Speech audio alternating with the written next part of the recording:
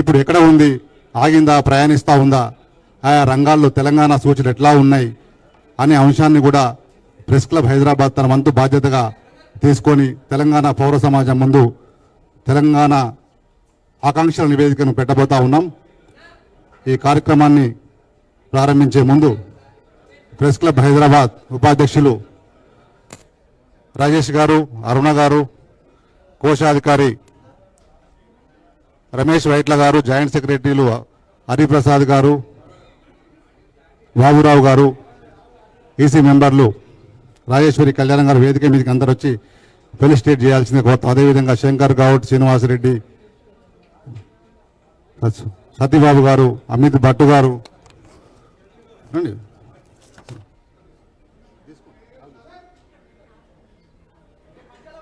శ్రీనివాసరెడ్డి గారు, మిగతా సభ్యులంతా వచ్చి కేటీఆర్ గారిని సత్కరించాల్సిందిగా, వెల్కమ్ చేయాల్సిందిగా కోరుతా ఉన్నాం. నాగరాజు గారు, రచన ముడంబై గారు, అశోక్ దయాల్ గారు,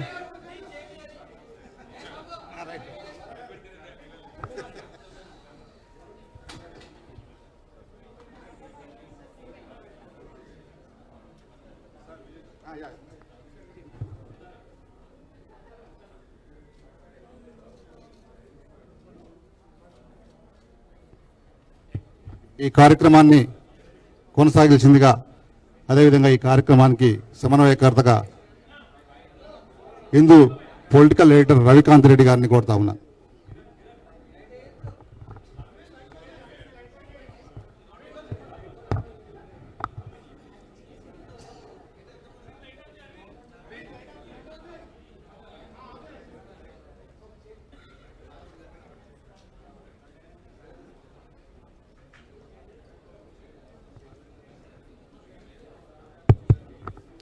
Good morning, friends. On behalf of Press Club Hyderabad and the entire Press Club committee, we'll like to welcome former IT Minister and BRS Working President and now MLA Sirsilla, Mr. K.T. Ramarao Garu for the Meet the Press. As we all know, we are organizing this Meet the Press as a part of 12 years of Telangana formation celebrations. And the theme of the entire concept, entire event is 12 years of Telangana, the aspirations fulfilled and the road ahead. I think Mr. K.T. Ramarao will be the right person because he's been minister for 10 years and before that he's been part of the agitation, being an important element in the then Telangana Rashtra Samiti, now Bharat Rashtra Samiti. So we thought it's appropriate for him to speak whether the aspirations were fulfilled and what plans Telangana has in its next journey of, in the journey of next decade. He'll be here as a part of, in the next 10 years. We don't know whether he'll be in the opposition or in the ruling, but he'll be here definitely in Telangana politics. So we welcome you, sir, and we request you to speak briefly for a few minutes or maybe, take your own time. But we request you to give more time for the questions. And there are lots of seniors here, so we'd like to, interact with them. Thank you very much.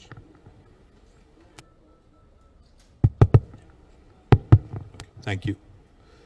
గౌరవనీయులు Hyderabad press club అధ్యక్షులు సోదరులు విజయ్ కుమార్ రెడ్డి గారు, గౌరవ ఉపాధ్యక్షులు సోదరులు రాజేష్ గారు, అట్లాగే శ్రీమతి అరుణ అత్తులూరి గారు, గౌరవనీయులు జనరల్ సెక్రటరీ ప్రెస్ క్లబ్ సోదరులు రమేష్ వరికుప్ల గారు, జాయింట్ సెక్రటరీలు హరిప్రసాద్ గారు, బాపురావు గారు, అదేవిధంగా కోశాధికారి అది కూడా రమేష్ గారే, అట్లాగే ఆల్ ద ఈసీ మెంబర్స్ పేరు పేరున అందరికీ నమస్కారం. సోదరులు రవికాంత్ రెడ్డి గారికి కూడా హృదయపూర్వకంగా నమస్కారం. Thank you. మరి తెలంగాణ ఏర్పడ్డ తర్వాత పుష్కరం గడిచిపోయింది. సరిగ్గా 12 సంవత్సరాలు నిన్నటితో నిండి 13వ సంవత్సరంలో అడుగుపెట్టిన ఈ సందర్భం. అయితే తెలంగాణ ఏర్పాటుకు సంబంధించి, తెలంగాణ రాష్ట్రానికి సంబంధించి కొన్ని ప్రత్యేకతలు ఉన్నాయి. మీ అందరికీ కూడా తెలుసు. ఎందుకంటే తెలంగాణ రాష్ట్రం అనేది ఏ ఒక్కరి వల్ల లేదా ఏ ఒక్క పార్టీ వల్ల, ఏ ఒక్క సంస్థ వల్ల వచ్చింది అని మేము అనుకోవడం లేదు, అట్లాగే ప్రజలు కూడా అట్లా అనుకోవడం లేదు, దేశంలో ఎవరు కూడా అట్లా అనుకోవడం లేదు.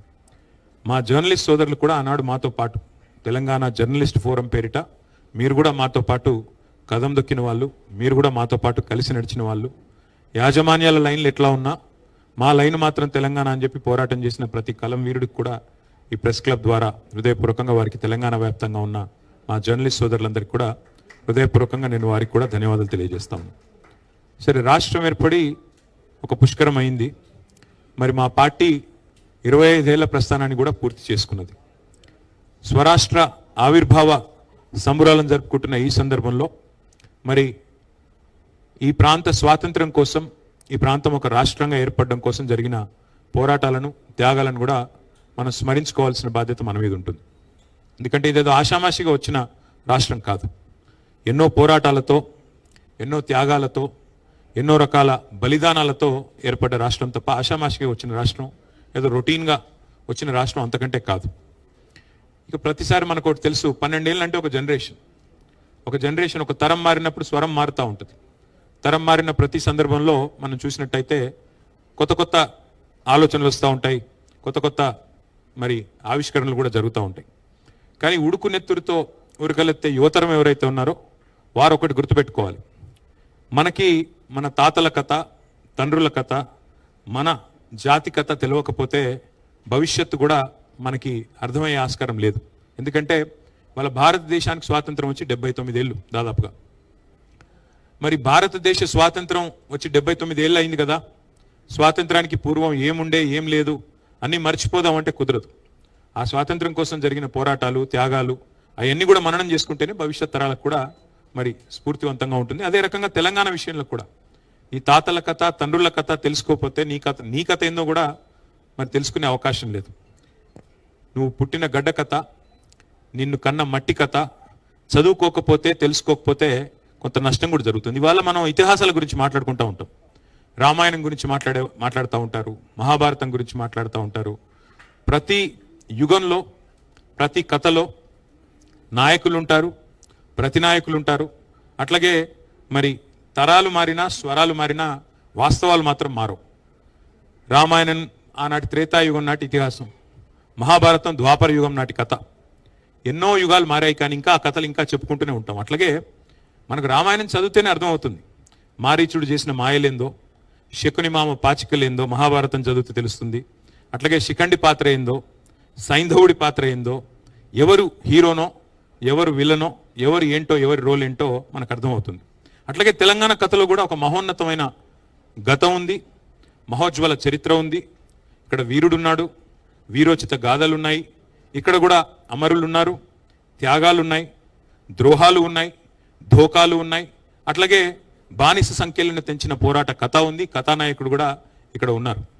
సరే, ఈ కథలో శకుని ఎవరో, శిఖండి ఎవరో, మారీచులు ఎవరో, దుశ్శాసనులు ఎవరో తప్పకుండా వచ్చే తరం కూడా తెలుసుకోవాలని చెప్పి నా ఆలోచన, నా భావన. అందుకే 12 ఏళ్ళు గడిచింది కదా, ఏం సాధించారు అని రవికాంత్ రెడ్డి గారు అడిగినప్పుడు నేను కూడా కొంత అధ్యయనం చేసే ప్రయత్నం చేసే వచ్చినాను. ఈ రాష్ట్ర ఏర్పాటు అనేది ఏదో ఆషామాషిగా జరిగిన పోరాటం కాదు. 1952లో, ఇంకా అంటే ఉమ్మడి ఆంధ్రప్రదేశ్ ఏర్పాటు జరగకముందే ఆనాడే మరి తెలంగాణ అప్పటికే హైదరాబాద్ రాష్ట్రంగా, ప్రత్యేక రాష్ట్రంగా ఉన్న విషయం మీ అందరికీ తెలుసు.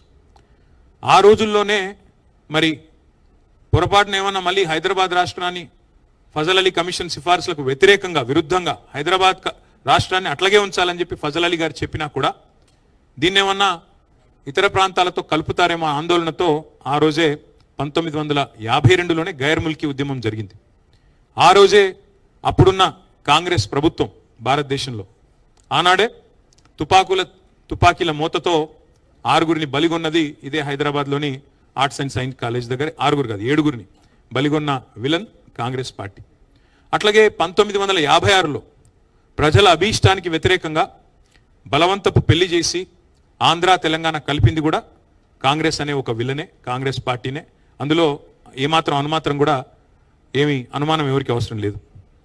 ఉన్న తెలంగాణను ఊడగొట్టింది కాంగ్రెస్ పార్టీనే, చాలామంది బలి చేసింది కూడా కాంగ్రెస్ పార్టీనే. అట్లాగే 52 తర్వాత మరి చాలా అప్పుడు జెంటిల్మెన్స్ అగ్రిమెంట్ అని, ఇంకా పెద్ద మనుషుల ఒప్పందాల పేరిట, ఇంకా ఇతరత్ర కొన్ని మరి ఉపశమనాల పేరిట కొంతకాలం వ్యవహారం నడిచింది. కానీ సరిగ్గా 12 ఏళ్లలోనే 1956లో ఉమ్మడి ఆంధ్రప్రదేశ్ ఏర్పడితే 1968 నాటికే తొలి దఫా తెలంగాణ ఉద్యమం ట్రిగర్ అయింది, ప్రారంభమైంది. మరి ఆనాడు విద్యార్థులు, ఉద్యోగులు వాళ్ళే సారథులై వాళ్ళే నడిపించారు తప్ప రాజకీయ నాయకత్వం అందులో మొదలు లేదు. 68 నుంచి 71 వరకు ఉద్యమం జరిగితే 370 మంది పిల్లల్ని బలిగొన్నది కాంగ్రెస్ పార్టీ. ఆ రోజున్న కాంగ్రెస్ పార్టీ కర్కశంగా 370 మంది పిల్లల మీద తుపాకుల తూటాలు జరిపి చివరికి 370 మంది చనిపోవడానికి కారణం అంటే దానికి కూడా ముమ్మాటికి కారణం కాంగ్రెస్ పార్టీనే.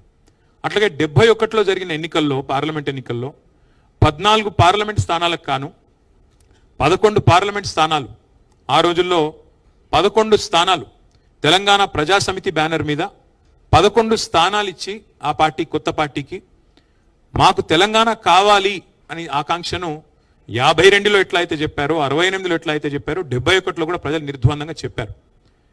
దేశ ప్రభుత్వానికి, కేంద్రంలో ఉన్న ప్రభుత్వానికి చెప్పారు, అయ్యా మా తెలంగాణ మాకు ఇవ్వండి అని చెప్తే కూడా దాని కర్కశంగా ఉద్యమాన్ని అణిచివేసింది కూడా ఆనాడు అప్పుడున్న కాంగ్రెస్ అధినాయకత్వం, కాంగ్రెస్ పార్టీనే.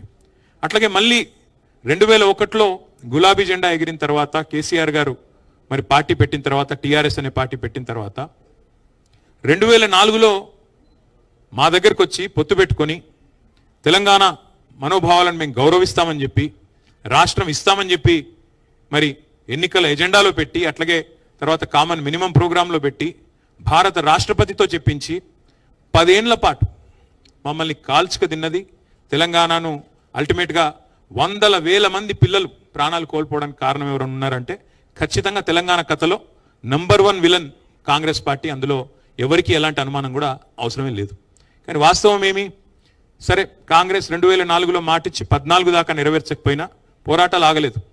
పెద్దలు కేసీఆర్ గారి నాయకత్వంలో 10 ఏళ్ల పాటు మరి 4 నుంచి 14 దాకా కొట్లాడినాం. అంతకంటే ముందు 4 ఏళ్ల పాటు కూడా పోరాటం చేసినాం. కాబట్టే ఫైనల్గా జూన్ 2, 2014 నాడు తెలంగాణ రాష్ట్రం ఏర్పాటు జరిగింది. సరే, జూన్ 2 ఎట్లా వచ్చింది అంటే దాని వెనకాల నవంబర్ 29 ఉన్నది. నవంబర్ 29 రోజు కేసీఆర్ గారు కేసీఆర్ సచ్చుడో తెలంగాణ వచ్చుడో అని మొండిగా కూర్చోపోతే, కేసీఆర్ శవయాత్రనో తెలంగాణ జైత్రయాత్రనో అని కూర్చోపోతే ఇవాళ తెలంగాణ రాష్ట్రము లేదు. ఇక్కడ మనకు కూర్చొని మాట్లాడుకోవడానికి పుష్కర కాలం తర్వాత సందర్భం కూడా వచ్చే ప్రసక్తే లేదు. ఒక మొండితనం, ఒక సంకల్పం, ఉక్కు సంకల్పం ఉన్న నాయకుడు కేసీఆర్ గారు. ఇక్కడ అందరూ మీరు జర్నలిస్టులు, విఘ్నులు, పెద్దలు, రాజకీయాలను ఎప్పటి నుంచో చూస్తున్న వాళ్ళు, అవపోసన పట్టిన వాళ్ళు కూడా ఉన్నారు. నేను మిమ్మల్ని సూటిగా ఒకటే అడుగుతా ఉన్నా, భారతదేశ సమకాలీన రాజకీయాల్లో మీరు ఒక్క రాజకీయ నాయకుని చూపెట్టండి నాకు.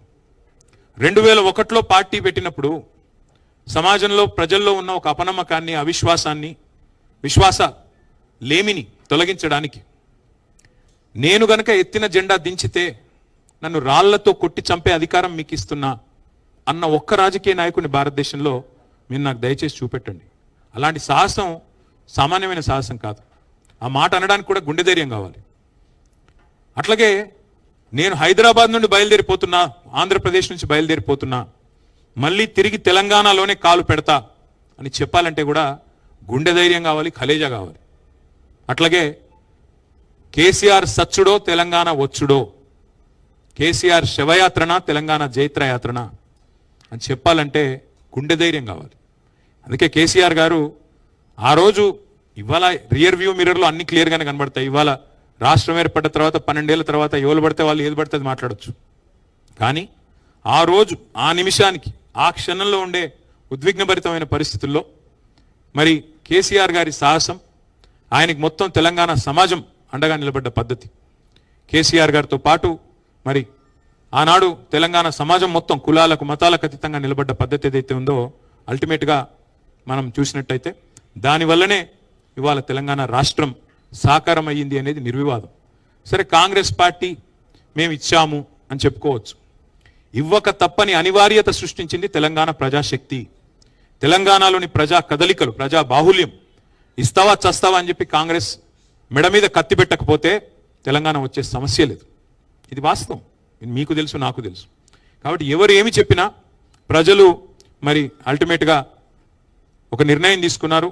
ఏ నాయకుడి నాయకత్వంలో అయితే తెలంగాణ సాధించుకున్నామో ఆ నాయకుడి చేతుల్లోనే తెలంగాణ ఉంటే భద్రంగా ఉంటుందని చెప్పి 2014 మరి జూన్ 2 ఆ రోజు మీకు తెలుసు బ్రహ్మాండంగా కేసీఆర్ గారి నాయకత్వంలో కొత్త రాష్ట్రం ఏర్పడింది, కొత్త ప్రభుత్వం కూడా కొలువు తీరింది. మరి కొలువు తీరిన ఈ ప్రభుత్వం ఆ రోజు మేము ఒక నిర్ణయం తీసుకున్నాం. సరే, పోరాటంలో ఉద్యమంలో 14 ఏళ్ల పాటు జరిగిన మలిదశ పోరాటంలో ఎన్నో త్యాగాలు ఉన్నాయి, ఎన్నో ఉద్విగ్నభరితమైన అనుభవాలు ఉన్నాయి. కానీ ఉద్యమ లక్ష్యం నెరవేరింది, ఉద్యమం లక్ష్యాన్ని చేరింది. తెలంగాణ రాష్ట్రం కావాలనుకున్నాం, రాష్ట్రం వచ్చింది.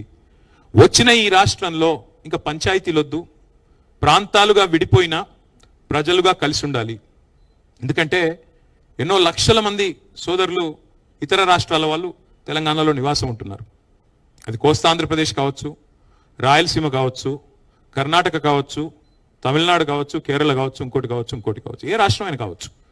దేశంలోని అంతర్భాగం తెలంగాణ కాబట్టి ఎవరైనా సరే ఇక్కడికి వచ్చి స్థిరపడ్డ వాళ్ళు, ఇది మా భూమి అనుకున్న వాళ్ళు, భూమిపుత్రులుగా ఈ భూమిని ముద్దాడిన వాళ్ళు, ఈ భూమిని అభిమానించిన వాళ్ళు అందరూ మా వాళ్ళే అనే భావనతో 10 ఏళ్ల పాటు ఎంత ఉద్విగ్నభరితమైన ఉద్యమం, ఎంత ఉద్వేగభరితమైన ఉద్యమం జరిగినా ఒక్కటంటే ఒక్క చిన్న సంఘటన జరగకుండా శాంతి భద్రతల్ని అద్భుతంగా నిర్వహించి బలంగా ఈ రాష్ట్రాన్ని నిలబెట్టిన నాయకుడు కేసీఆర్ గారు. మీరు నన్ను అడిగితే ఏం సాధించారు 12 ఏళ్లలో అని మీరు అడిగితే, తెలంగాణ ఏం సాధించింది అని అడిగితే, విజయాలు నేను లెక్కబెట్టి చెప్తే రవికాంత్ రెడ్డి గారు చెప్పిన టైం అయిపోతుంది. కానీ అయినా కొంతవరకు చెప్పే ప్రయత్నం నేను చేస్తాను. నీళ్లు, నిధులు, నియామకాలు, ఇది మా ఉద్యమానికి ఆనాడు శీర్షిక, ట్యాగ్ లైన్. మరి ఏం సాధించారు మీరు అని అడిగితే, వలసలు, కరువులతో, నెర్రెలు బారిన నేలలతో, నెత్తురుతో తడిసిన నేలల్లో సాగునీళ్లను పారించింది బీఆర్ఎస్ ప్రభుత్వం. అన్నమో రామచంద్ర అనే రాష్ట్రాన్ని దేశానికి అన్నం పెట్టే స్థాయికి, పంజాబ్ను, హర్యానాను తలదన్ని అన్నం పెట్టే స్థాయికి తీసుకొని పోయింది కేసీఆర్ నాయకత్వం. గోదావరి జలాల్లో, కృష్ణా జలాల్లో మాకు హక్కుగా సంక్రమించిన ప్రతి నీటి బొట్టుని ఒడిసిపట్టి అటు కాళేశ్వరాన్ని కాలంతో పోటీ పడుతూ పూర్తి చేసిన, ఇటు పాలమూరు రంగారెడ్డి ఎత్తిపోతల పథకాన్ని 90% పూర్తి చేసిన, సీతారామ ప్రాజెక్టును 80% పూర్తి చేసిన, ఇది చేసింది తెలంగాణలో సాగునీళ్లు పారాలని, కన్నీళ్లు బారిన తెలంగాణలో సాగునీళ్లు పారాలని. నెర్రలు బాసిన నేల, నెత్తురుగారిన నేలల్లో మళ్ళీ వ్యవసాయం జరగాలి, రైతులు వారి కళ్ళలో ఆనందం చూడాలని కేసీఆర్ గారు పరితపించారు. అట్లాగే ఒక్కసారి గుర్తు తెచ్చుకుంటే 2014 ముందు ఏంటిది పరిస్థితి? వలసలు, కరువులు, కన్నీళ్లు, ఆకలి కేకలు, ఎన్కౌంటర్లు, ఆత్మహత్యలు, నెర్రెలు బారిన నేలలు, పాడుబడ్డ ఇండ్లు, పడావుబడ్డ భూములు, ఇవన్నిటిని కూడా సంపూర్ణంగా ఈ ముఖ చిత్రాన్ని మార్చే ప్రయత్నం చేసింది కేసీఆర్. ఉద్యమ తెలంగాణని ఉజ్వల తెలంగాణగా నిలబెట్టాలనే ఒక బృహత్తరమైన యజ్ఞం చేసింది కేసీఆర్ నాయకత్వం. ఒక్క దశాబ్ద కాలంలోనే ఇవాళ గర్వంగా చెప్తా ఉన్నా, కేసీఆర్ బిడ్డగా, తెలంగాణ బిడ్డగా, తెలంగాణ భూమిపుత్రుడిగా చెప్తా ఉన్నా, గర్వంగా చెప్తా ఉన్నా. ఒక సుసంపన్నమైన తెలంగాణను ఆవిష్కరించి భారతదేశం ముందు పెట్టాం. దశాబ్ద కాలంలోనే ఒక సస్యశ్యామల సిరి సంపదల దృశ్యాలను ఆవిష్కరించే నాయకత్వం మా పార్టీకి ఉన్నది, ఈ రాష్ట్రానికి ఉన్నదని గర్వంగా చెప్పుకునే పరిస్థితి.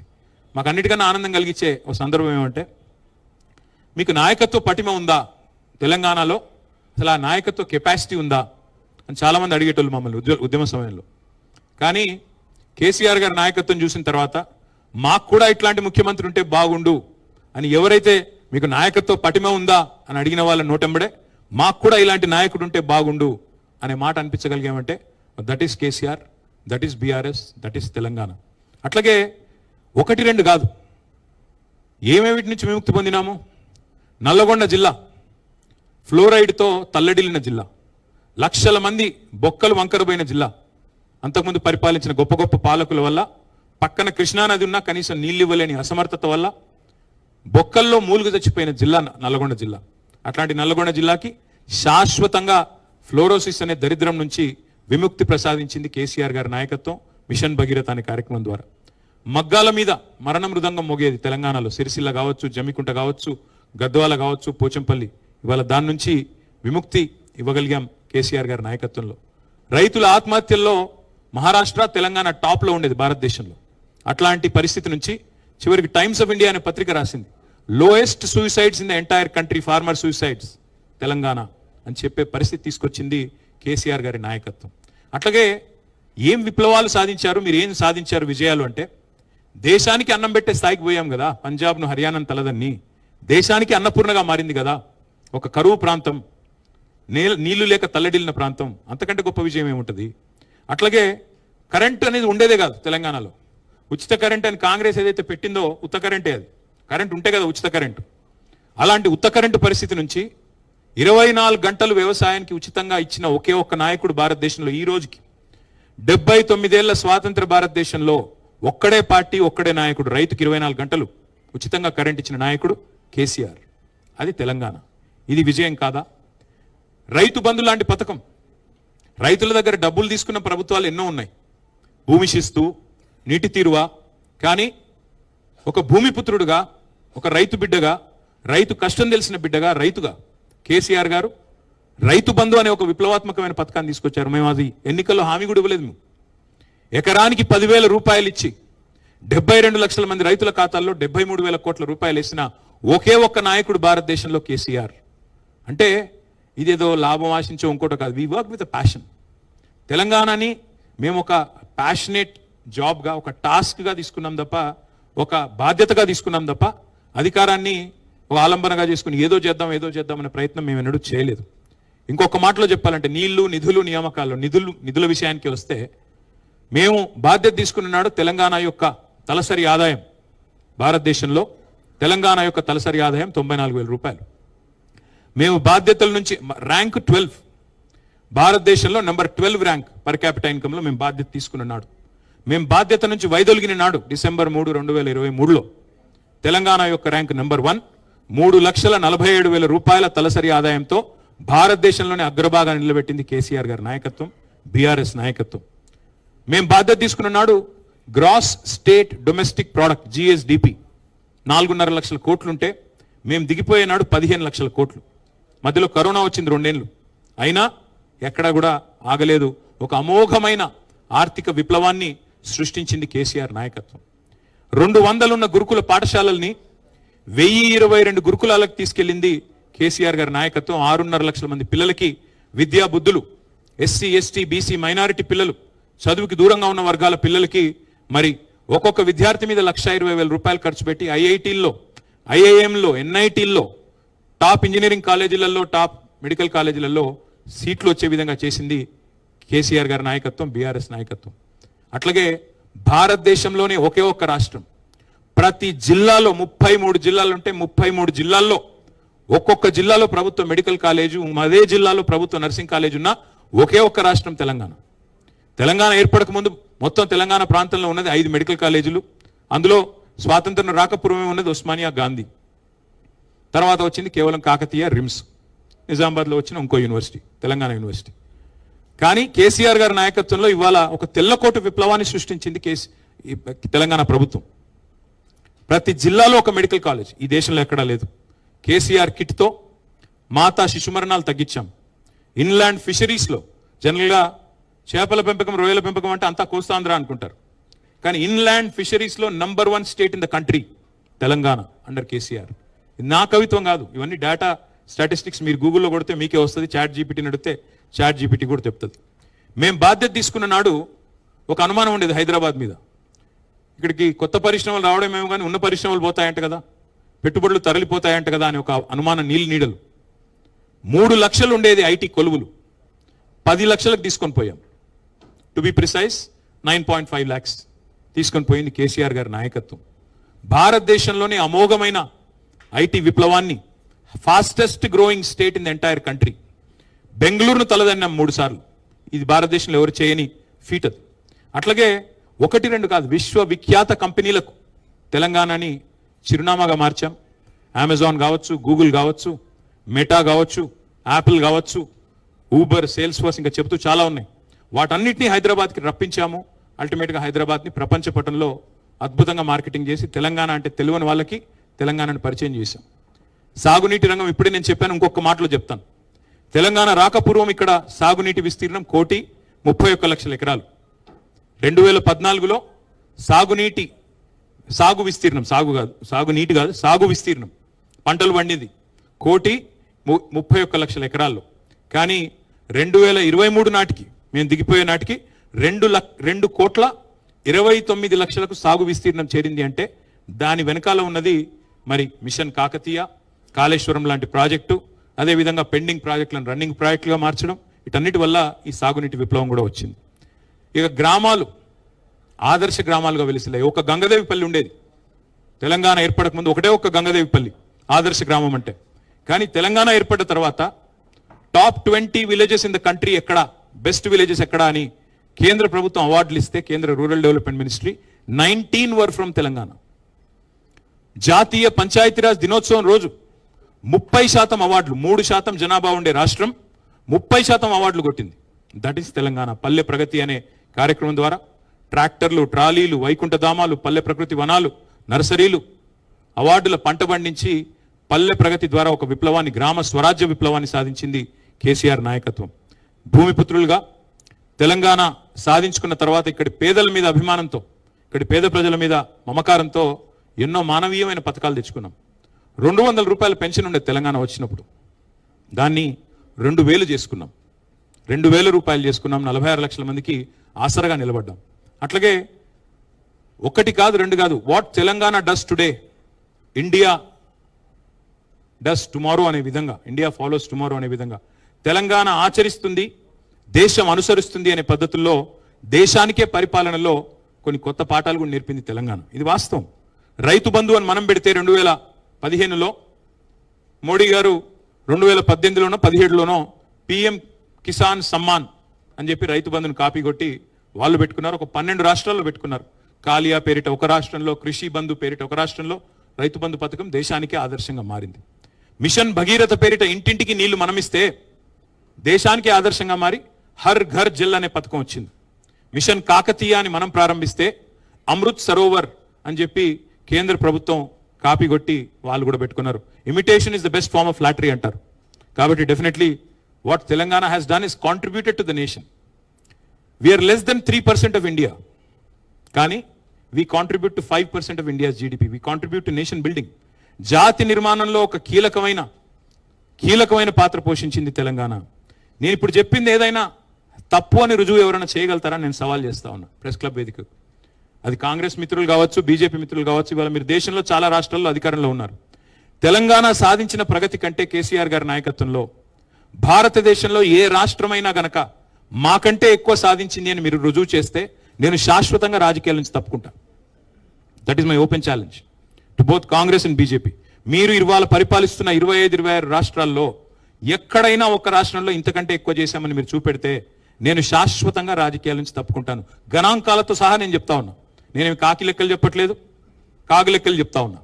కాబట్టి నేను అనేది ఒకటే, ఎన్నో కళ్ళు చెదిరే కట్టడాలు, ఎన్నో సాహసోపేతమైన సంస్కరణలు, ఎన్నో పథకాలు. ఒక మాటలో చెప్పాలి, తెలంగాణ ఏం చేసింది 10 ఏళ్ళు కేసీఆర్ గారి నాయకత్వంలో అంటే ఒక సమగ్ర, సమీకృత, సమతుల్య, బ్యాలెన్స్డ్, ఇంటిగ్రేటెడ్ అండ్ హోలిస్టిక్ అప్రోచ్తో అన్ని వర్గాలను కలిపి నడిపింది తెలంగాణ. వీళ్ళు వాళ్ళని కాదు, విద్యార్థులు, నిరుద్యోగులు, ఉద్యోగులు, మహిళలు, చెప్పుకుంటూ పోతే ఇంకా చాలా ఉన్నాయి, కార్మికులు, కర్షకులు, ప్రతి వర్గానికి మేలు చేశాం. ఉద్యోగులకు హైయెస్ట్ ఫిట్మెంట్ భారతదేశంలో ఇచ్చింది కేసీఆర్ గారి ప్రభుత్వం. 73% ఫిట్మెంట్ ఇచ్చింది భారతదేశంలో. ఎక్కడా లేదు, ఏ బీజేపీ ప్రభుత్వం లేదు, ఏ కాంగ్రెస్ ప్రభుత్వం లేదు. Highest special increment on Telangana formation. ఎందుకంటే తెలంగాణ ఫార్మేషన్లో మాతో పాటు కొట్లాడిన వాళ్ళు ఉద్యోగులు, మాతో పాటు కదం దొక్కిన వాళ్ళు టీఎన్జిఓలు, తెలంగాణలోని ప్రభుత్వ ఉద్యోగులు పెన్ డౌన్ చేశారు. సకల జనుల సమ్మెలో మాతో నడిచారు. అందుకే వారి మీద మమకారంతో వారిని 73% ఫిట్మెంట్ ఇచ్చి కాపాడుకున్నాం. ఎన్ని ప్రచారాలు చేసినా, ఎన్ని రకాల దుర్మార్గమైన కార్యక్రమాలు మా మీద చేసినా అవన్నీ పట్టించుకోకుండా తదేక దీక్షతో ముందుకు పోయాం. కానీ మేము మమకారంతో పనిచేసుకుంటూ పోతే అహంకారం అని ముద్రేశారు మా మీద. కేసీఆర్ గారి కుటుంబం మాత్రమే బాగుపడ్డదన్నారు. మొత్తం 4 కోట్ల ప్రజలు నా కుటుంబం అని చెప్పి కేసీఆర్ గారు భావిస్తే ఆ 4 కోసమే తెలంగాణ వచ్చిందా అని చెప్పి విష ప్రచారం చేశారు. పర్వాలేదు, అధికారం ఎవరికీ శాశ్వతం కాదు. అధికారంలో శాశ్వతంగా ఉంటామని ఎవరైనా అనుకుంటే వాళ్ళు మూర్ఖులు. కాబట్టి ఆ బాధ ఏమీ లేదు. అధికారం పోయిందనే బాధ ఏమాత్రం లేదు. బాధ ఎక్కడ అనిపిస్తుందంటే, ఇంత కష్టపడి సాధించిన రాష్ట్రం, ఇన్ని త్యాగాలతో ఏర్పడ్డ రాష్ట్రానికి ఇవాళ ఒక తెలంగాణ ద్రోహి ముఖ్యమంత్రిగా ఉన్నారు. తెలంగాణ వాదుల మీదకి తుపాకీ తీసుకుపోయిన వ్యక్తిని కాంగ్రెస్ మన నెత్తిన రుద్దింది. సరే, కాంగ్రెస్ కల్చరే సీల్డ్ కవర్ సీఎంలు మీకు తెలుసు. ఎవరు ఎక్కువ డబ్బులు ఇస్తే వాళ్ళకి ముఖ్యమంత్రి పదవి వస్తుంది. అది అందరికీ తెలిసిందని కొత్తదేమీ లేదు. అలాగే ఇవాళ ఒక తెలంగాణ ద్రోహిని మన మీద రుద్ది ఆయన ద్వారా ఇంకా కూడా 2.5 సంవత్సరాలు అయిపోయింది. జనరల్గా సినిమా భాషలో చెప్పాలి అంటే ఒక సినిమా హిట్టా ఫట్టా అనేది ట్రైలర్ చూస్తే తెలిసిపోద్ది. కానీ ఇక్కడ ఇంటర్వ్యూలు కూడా అయిపోయింది.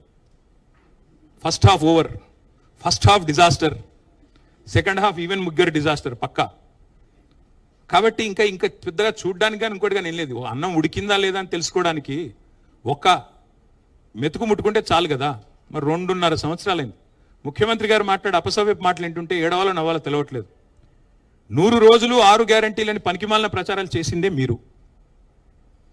ఆర్థిక పరిస్థితి ఏంటి అంటే మా కాంగ్రెస్కు అపారమైన అనుభవం ఉంది, మేము చాలా పెద్దవాళ్ళం, మా తాతలు నేతులు తాగారు, మా మూతుల వాసన చూడండి, చాలా కాలం నడిపాం, నిర్విఘ్నంగా నడిపాం ప్రభుత్వాలను, మాకున్న అమోఘమైన ఆర్థిక పరిజ్ఞానంతో అద్భుతాలు సృష్టిస్తాం, ఇదే ఉంది, 6 గ్యారంటీలు అనాయాసంగా ఇస్తామన్నారు 100 రోజుల్లో. ఇవాళ ముఖ్యమంత్రి గారు ఏమంటున్నారు, 100 రోజులు ఏమైందయ్యా అంటే ఎంత కండలు తిరిగిన పైల్వానైనా 3 నెలల్లో పిల్లలు పుట్టిస్తాడా? సరే 3 నెలల్లో పిల్లలు పుట్టరు స్వామి మాకు తెలుసు, కానీ 30 నెలల్లో పుట్టకపోతే ఏమనాలి మిమ్మల్ని? ఏమని పిలవాలి? నేనంటే మళ్ళీ బాధపడతారు, అహంకారం అంటారు. నేను అడగట్లా, 3 నెలల్లో పిల్లలు పుట్టలేదు సరే ఓకే, 30 నెలల్లో పుట్టకపోతే ఏమనాలి మిమ్మల్ని? ఏమని పిలవాలి? నపుంసకులు అనాలా? ఏమనాలి? ఏమని పిలవాలి? వాళ్ళు ఎంత దరిద్రమైన పరిస్థితి అంటే తెలంగాణలో వడ్డించిన విస్తరలాగా బంగారు పల్లెల్లో పెట్టి అప్పచెప్పాం మీకు రాష్ట్రాన్ని. లెక్కలు కూడా నేను నా దగ్గర చెప్పండి, మొత్తం కాగితాలన్నీ తెచ్చాను, కొంతమంది అనుమానాలు ఎక్కువ ఉంటాయి కాబట్టి తెచ్చాను అవి కూడా. కట్టిన ఇల్లు పెట్టిన పోయినట్టు అప్పచెప్పినాం మీకు. ఆ రోజు బ్రహ్మాండంగా కేసీఆర్ గారు ఉన్నప్పుడు కరోనా వచ్చినా రైతు బంధు ఆగలేదు, కళ్యాణ లక్ష్మి ఆగలేదు, కేసీఆర్ కిట్ ఆగలేదు, ఆసరా పెన్షన్లు ఆగలేదు, ఉద్యోగుల జీతాలు ఆగలేదు, ఏది ఆగలేదే. మరి ఇవాళ మీ పాలనలో నేను అడుగుతా ఉన్నా, ఏ ఒక్క పథకం పెట్టలేదు కొత్తది. 6 గ్యారంటీలు ఎప్పుడు అటకెక్కిచ్చారు. అలవిగాని హామీలతో, అడ్డమైన మాటలతో, దుష్ప్రచారాలతో, విష ప్రచారాలతో అధికారంలోకి వచ్చారు. వెనకటికి ఎవడో మొహం బాలేక అద్దం బగలు కొట్టుకున్నాడంట. అట్లా ఈయన కూడా పరిపాలన చేత కాదు, కప్పం కట్టడం ఒకటి తెలుసు, ధాన్యం సంచులు కొని తెలివి లేదు, ధనం సంచులు ఢిల్లీకి మోసేది తెలుసు. అందుకే ఇవాళ ఏం చేస్తున్నాడు? ఏమీ లేదు. తెల్లారు లేస్తే కేసీఆర్ నామస్మరణ, అదేదో పాట ఉంటుంది హిందీ పాట, తునే క్యా కియా అంటే తేరా నామ్ లియా తుజే యాద్ కియా అని. 2.5 ఏళ్ల నుంచి ఎక్కడ బాలల దినోత్సవానికి పోయినా అక్కడ కేసీఆర్ నామస్మరణే, స్వాతంత్ర దినోత్సవానికి పోతే కేసీఆర్ నామస్మరణే. తప్ప నువ్వు చేసింది ఏముంది 2.5 ఏళ్ళు? మొత్తం తిరోగమనమే తప్ప పురోగమనం ఎక్కడిది? ఒక్కసారి చూడండి, నేనేదో ఊరికి చెప్పట్లేదు, కాకి లెక్కలు చెప్పట్లేదు. SOTR is down, state own tax revenue is down, registration revenue is down, GST growth rate is down, vehicle sales revenue down. ఒకటే ఒక్క డిపార్ట్మెంట్ బాగా పనిచేస్తుంది, మీకు తెలుసు అదేందో, ఎక్సైజ్. మందు గమనం ఒక్కటే జోరు మీద ఉంది, మందగమనం మిగతాదంతా మందగమనమే. మందు గమనం మాత్రం జోరు మీద ఉంది, మిగతాదంతా మందగమనమే. ఇవాళ విచిత్రం, ఇంకా మాకు ఆశ్చర్యం ఎక్కడ అనిపిస్తుంది అంటే ప్రభుత్వం ఏమో హ్యాండ్సప్ అన్నది, అన్ని డౌన్ కిందికి, నినాదం ఏమో రైజింగ్, తెలంగాణ రైజింగ్ నినాదం. మళ్ళీ ఇప్పుడు కాదు, నేను గెలిపించింది 2028 వరకు, నువ్వేమో 2047 కబుర్లు చెప్తున్నావు. 2047 తెలంగాణ రైజింగ్, నినాదం రైజింగ్, విధానం ఫాలింగ్. నినాదమేమో రైజింగ్, చూస్తే మొత్తం కింద లెక్కలు చూస్తే మాత్రం మొత్తం ఫాలింగ్. వరుసగా రెవెన్యూ లోటు 2 ఏళ్ళు. 2024-25లో రెవెన్యూ లోటు 9,420 కోట్లు, 2025-26లో 9,235 crores. నిన్న బట్టి విక్రమార్క గారు చెప్పినట్టు విన్నాను నేను, పైసలు లేవు, ఏమి చేయలేము, దివాలా తీసినాము అని చెప్తా ఉన్నారు. ఇంకా ఒక డైలాగ్ కొడతా ఉంటారు ముఖ్యమంత్రి గారు ఎప్పుడు, తొక్కుకుంటూ వచ్చినా. తొక్కినావు, తెలంగాణని పాతాలని తొక్కేసినావు ఆల్రెడీ. నువ్వు ఆర్థిక వ్యవస్థను తొక్కేసినావు, నువ్వు వచ్చిన తర్వాత చిదిమేశావు. కరోనా కాలంలో కంటే కూడా ఇప్పుడు కాంగ్రెస్ కాలంలోనే ఇంకా డేంజరస్ ట్రెండ్స్ ఉన్నాయి. ఇప్పుడు ఆర్థిక పరంగా చూసినట్టయితే కరోనా కంటే కూడా కాంగ్రెస్ డేంజర్ అనేది వాళ్ళ ప్రజలకు అర్థమైంది.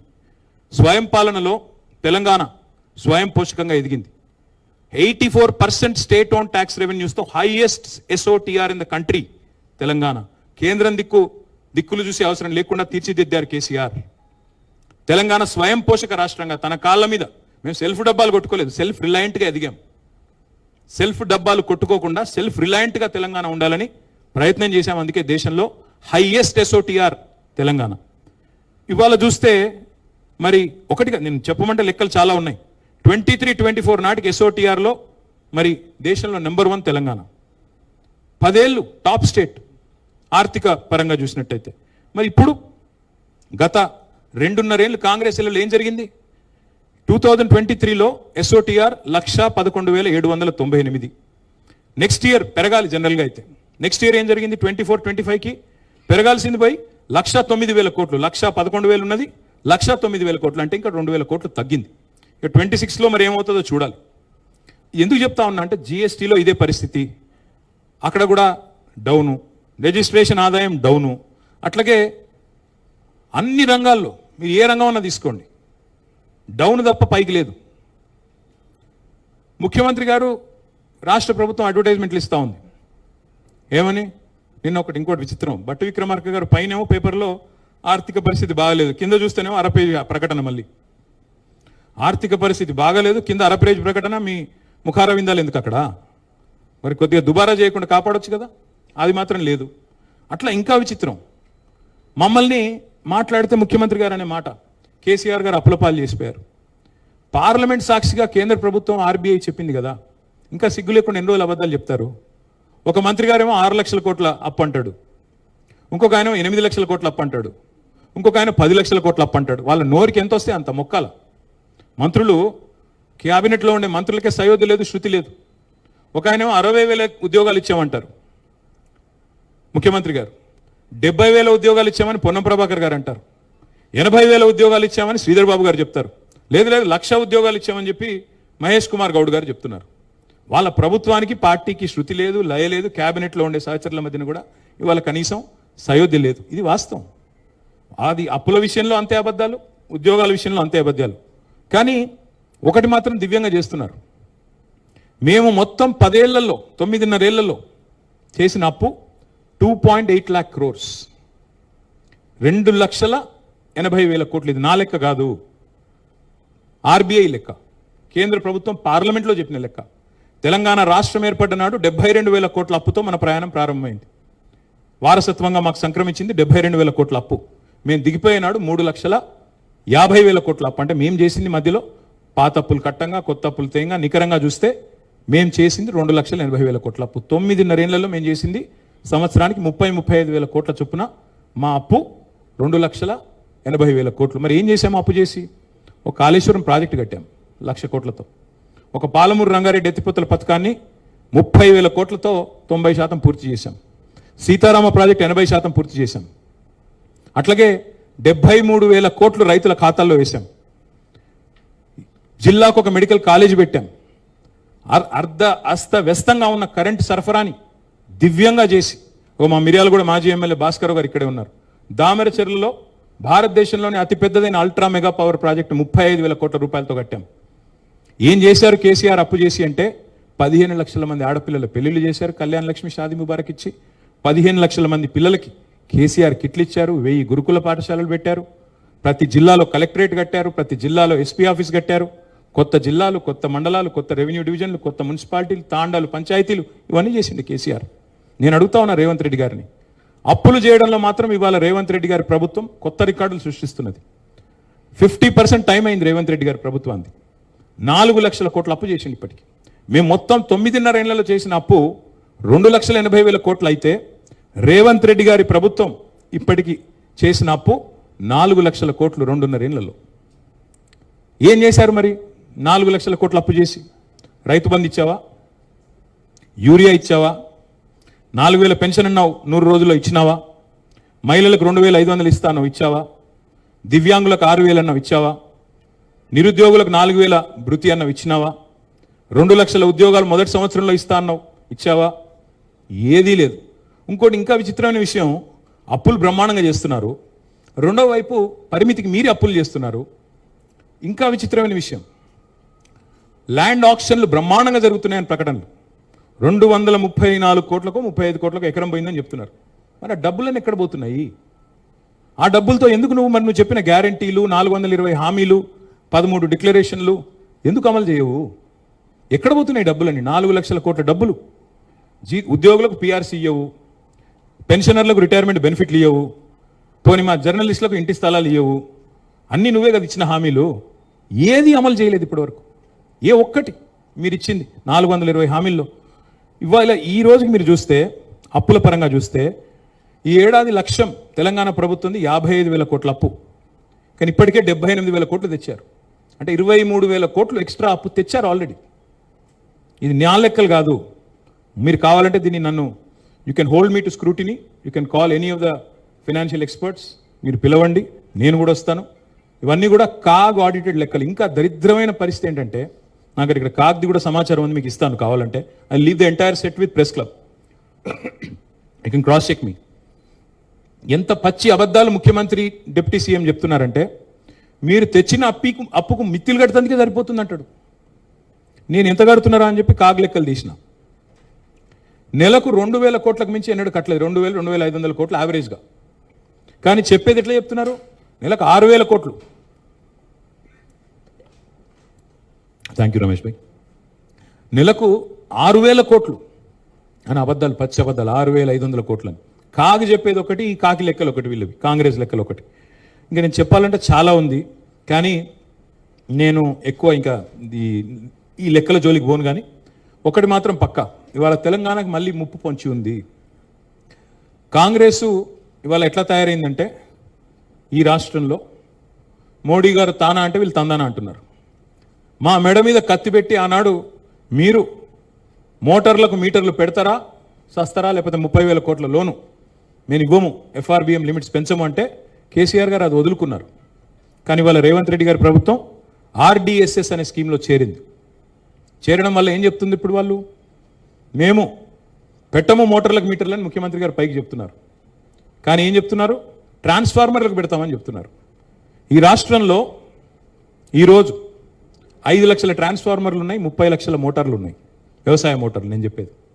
అంటే ప్రతి ట్రాన్స్ఫార్మర్ కింద 6 మోటార్లు ఉన్నాయి. ఇవాళ 6 మోటార్లకు 1 మీటర్ పెడతా అని చెప్తున్నాడు రేవంత్ రెడ్డి. రేపు కొద్ది కాలం పోతే 6 మోటార్లకు కాదు 3 మోటార్లకు అంటాడు. ఆ తర్వాత మోటార్కో మీటర్ పెడతా అంటాడు. ఎందుకంటే ఈయన మాటలు ఎవరు నమ్ముతారు? చివరి గింజ ధాన్యం కొంటా అన్నాడు, చివరి దాకా ప్రతి చివరి గింజ కొంటా అన్నాడు. తొలి గింజనే కొనలేదు కదా నువ్వు సరిగ్గా. 6 కాలం కష్టపడి రైతులు పండిస్తే 60 రోజులు ధాన్యం కొనుగోలు కేంద్రాల్లో ఇవాళ దిక్కులు చూడాల్సిన పరిస్థితి ఈ రాష్ట్రంలో. కళ్ళకు అద్దుకుని ధాన్యం కొనే ప్రభుత్వాన్ని వదులుకుని ఇవాళ కాళ్ళు పట్టుకున్నా ధాన్యం కొన అంటున్న ప్రభుత్వాన్ని తెచ్చుకున్నాం ఈ తెలంగాణలో. అందుకే ముప్పు పొంచి ఉంది అంటున్నా. మోటార్లకి మీటర్లు పెట్టే ప్రభుత్వం రైతు డిస్కమ్ అట. రైతు డిస్కమ్ ఏంది అసలు? భారతదేశంలో ఎక్కడ లేని రైతు డిస్కమ్ ఇక్కడ ఎందుకండి? కేసీఆర్ గారు ఏ రైతు డిస్కమ్ పెట్టకుండా 24 గంటల ఉచిత కరెంట్ ఇవ్వలేదా రైతులకి? నాణ్యమైన కరెంట్ ఇవ్వలేదా? వ్యవసాయ మరి దిగుబడులు ఇబ్బడి ముబ్బడిగా పెరగలేదా? భారతదేశంలో నెంబర్ 1 తెలంగాణ కాలేదా? మరి మాకు అవసరం లేని, మాకు అక్కరకు రాని రైతు డిస్కమ్ నేను ఎవడడిగాడు? ఏ రైతు దరఖాస్తు ఇచ్చాడు? ఎందుకు పెట్టావు? ఇది రైతులు అనుమానాలు రావా? నువ్వు మోటార్లకు మీటర్లు పెట్టే బ్యాచ్ అని పక్కా తెలుసు రైతులకి. ఎందుకంటే మోడీ గారు ఏమంటే నువ్వు అది చేస్తావు. పైన మోడీ ప్రభుత్వం, ఇక్కడ జోడీ ప్రభుత్వం, ఇద్దరు కలిసే ఉన్నారు, కలిసికట్టుగా నడుస్తున్నారు. అలా అనుమానం కూడా అక్కర్లేదు. 100% నేను చెప్తున్నా, తెలంగాణ రైతులు పారా హుషార్, తస్మాత్ జాగ్రత్త. ఈ దుర్మార్గులు చెప్పింది చేయరు, చేసింది చెప్పరు.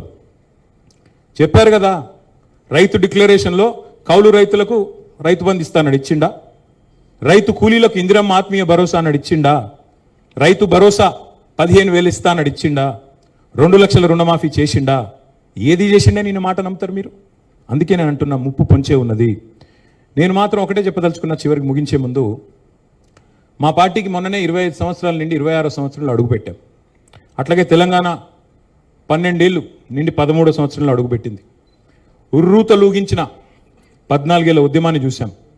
అభివృద్ధి పరవళ్ళు తొక్కిన ఒక 9.5 ఏళ్ల అధికార ప్రస్థానాన్ని చూశాం.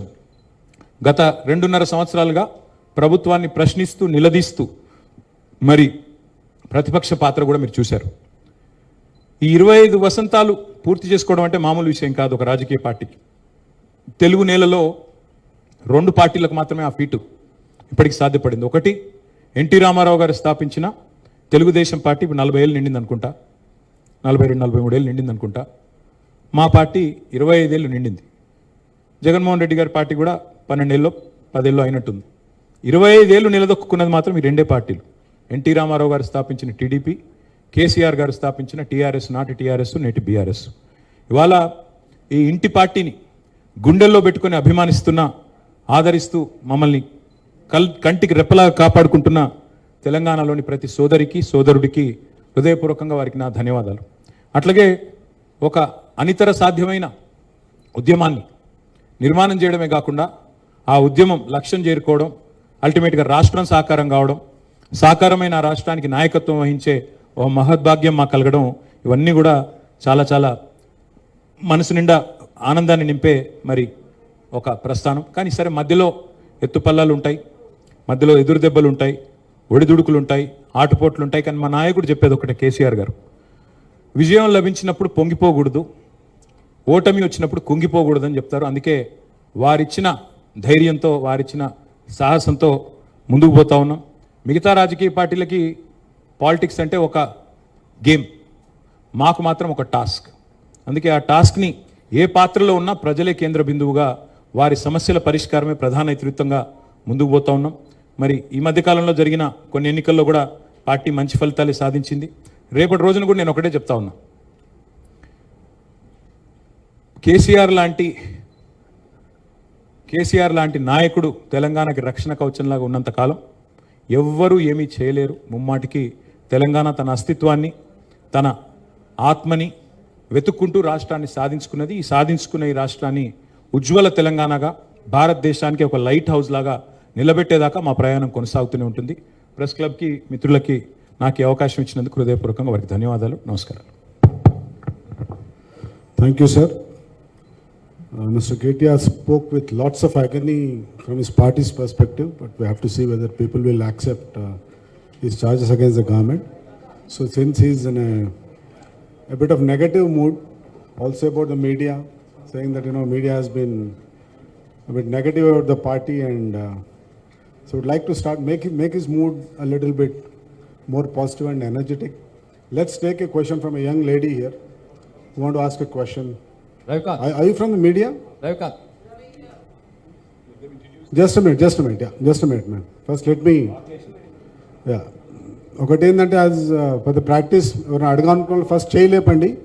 Let's be let discipline and will give them a chance because mister KTR will be here for some time. And if there's any girl, because let's ladies first, and if there's any lady who wants to ask the question first. Are you from media? Yeah, please. Ramesh ji. No questions from you? No questions from you? Just a minute, ma'am.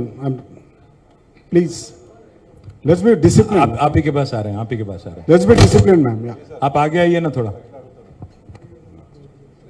Okay, Hello, yeah, sir. please. Hi. I'm Shyamala from Times of India. Hi. How is BRS preparing for the next elections, if I may ask?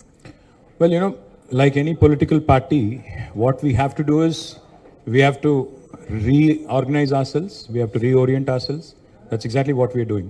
While we continue to remain the principal opposition, while we continue to question the government on all their drawbacks, limitations, unfulfilled promises, at the same time, we are trying to revamp our own organization. Our membership drive will start in June, this month itself. And we plan on organizing right from the booth level, almost 36,000 plus polling booths in Telangana, right from booth level all the way to the state committee. So all that exercise will take a bit of time, probably over the next few months. And then we also want to conduct our, whatever I've just mentioned, for example, all the subjects that I tried to touch upon. We are going to conduct training classes to all of our active cadre and trying to make sure that as a party, we are, like they say, there's a fitness test when you're playing an IPL game, right? In the same way, I think while we are headed into an election, we'll try and make sure each of our soldiers, each of our leaders is well equipped with all the kind of information, be it in social media or on the field, and make sure that we continue to remain fit and continue to go back to public and seek their mandate. Thank you. Okay, we would like to give a chance to senior members of the club, who rarely get a chance to, Amar Garu, please, friends. We rarely get a chance to, interact with Mr. KTR. So let's take the first question to Mr. Jwala Narasimharao. Hello. Banu. కంగారు పడకుండా జాగ్రత్త అడగండి sir. కొన్ని senior మెంబర్స్కి ఇచ్చినాక then will give an opportunity to others. And I want everyone to be disciplined bit because రెగ్యులర్గా అడిగే వాళ్ళకంటే అడగని వాళ్ళకి కొద్దిగా ఎక్కువ ఛాన్స్ ఇస్తాం. Please sir. Thank you. అంటే కూర్చోండి సార్, ప్లీజ్ కూర్చోండి. నేను ప్రశ్న అడుగుదామని రాలేదు, ఒకటి కేటీఆర్ గారిని చూద్దామని వారిని విందామని వచ్చాను. అంటే ఇది మీరు తెలంగాణ వచ్చిన తర్వాత ఈ డెవలప్మెంట్ ఏంటని యాక్చువల్గా సందర్భం అదని నేను అనుకున్నాను. When you go outside the state or outside the country, if anyone ఆస్ యూ, మీరు మీ బీఆర్ఎస్, టీఆర్ఎస్, కేసీఆర్ గారు మీరు చెప్పినట్టు చాలామంది ఇంతమంది తెలంగాణ కోసం పోరాడారు, సాధించారు కదా, వద్దని చాలామంది అన్నారు కదా, వ్యతిరేకంగా పోరాడారు కదా, చివరికి తెలంగాణ సాధించారు. ఈ 12 ఏళ్లలో తెలంగాణ సాధించడం వల్ల మీకేం ఒరిగింది అని అంటే ఇర్రెస్పెక్టివ్ ఆఫ్ పార్టీ, ఆ పార్టీ కాకుండా the holistic development of my Telangana in 12 years ఏమిటని అడిగితే టోటల్ ఆబ్జెక్టివ్గా, టోటల్ పాజిటివ్గా చెప్పటానికి సాహసిస్తారా? సరే, ఇప్పుడు మీరు రామాయణం అంతా అయినాక రాముడికి సీత ఏమవుతారంటుంది. మీరు అందులో కేసీఆర్ గారి దగ్గర సిపిఆర్ఓగా చేసిన వ్యక్తి, మీరు అన్ని దగ్గర నుండి చూసిన వ్యక్తి. నేనేమంటానంటే సార్, ఏ ఇండికేటర్ అయినా తీసుకోండి, భారతదేశంలో ఇవాళ తెలంగాణ సాధించిన విజయాలు, తెలంగాణ సాధించిన అపురూపమైన కొన్ని మైల్ స్టోన్స్ ఏవైతే ఉన్నాయో, I think they stand unparalleled. అందులో ఏం అనుమానం కూడా అక్కర్లేదు.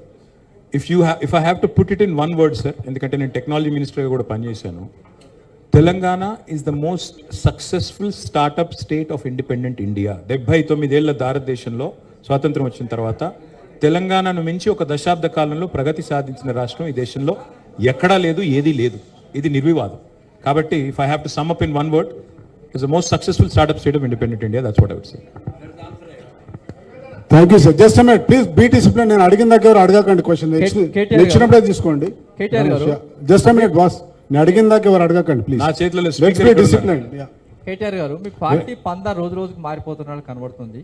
ఎందుకంటే ఉద్యమ సమయంలో మీరు హింస అనేది లేకుండా ఉండాలి అని ఒక పందాతోటి వెళ్ళారు. కానీ ఇప్పుడు బాల్కా సుమన్ లాంటి వాళ్ళు మిలిటెంట్ విధానమే మాకు కావాల్సింది ఒక ప్రకటన చేశారు. సెకండ్ క్వశ్చన్, మీరు అధికారంలోకి వస్తే ఫ్యూచర్స్ని రద్దు చేస్తారా? 2 క్వశ్చన్లు అడిగారా?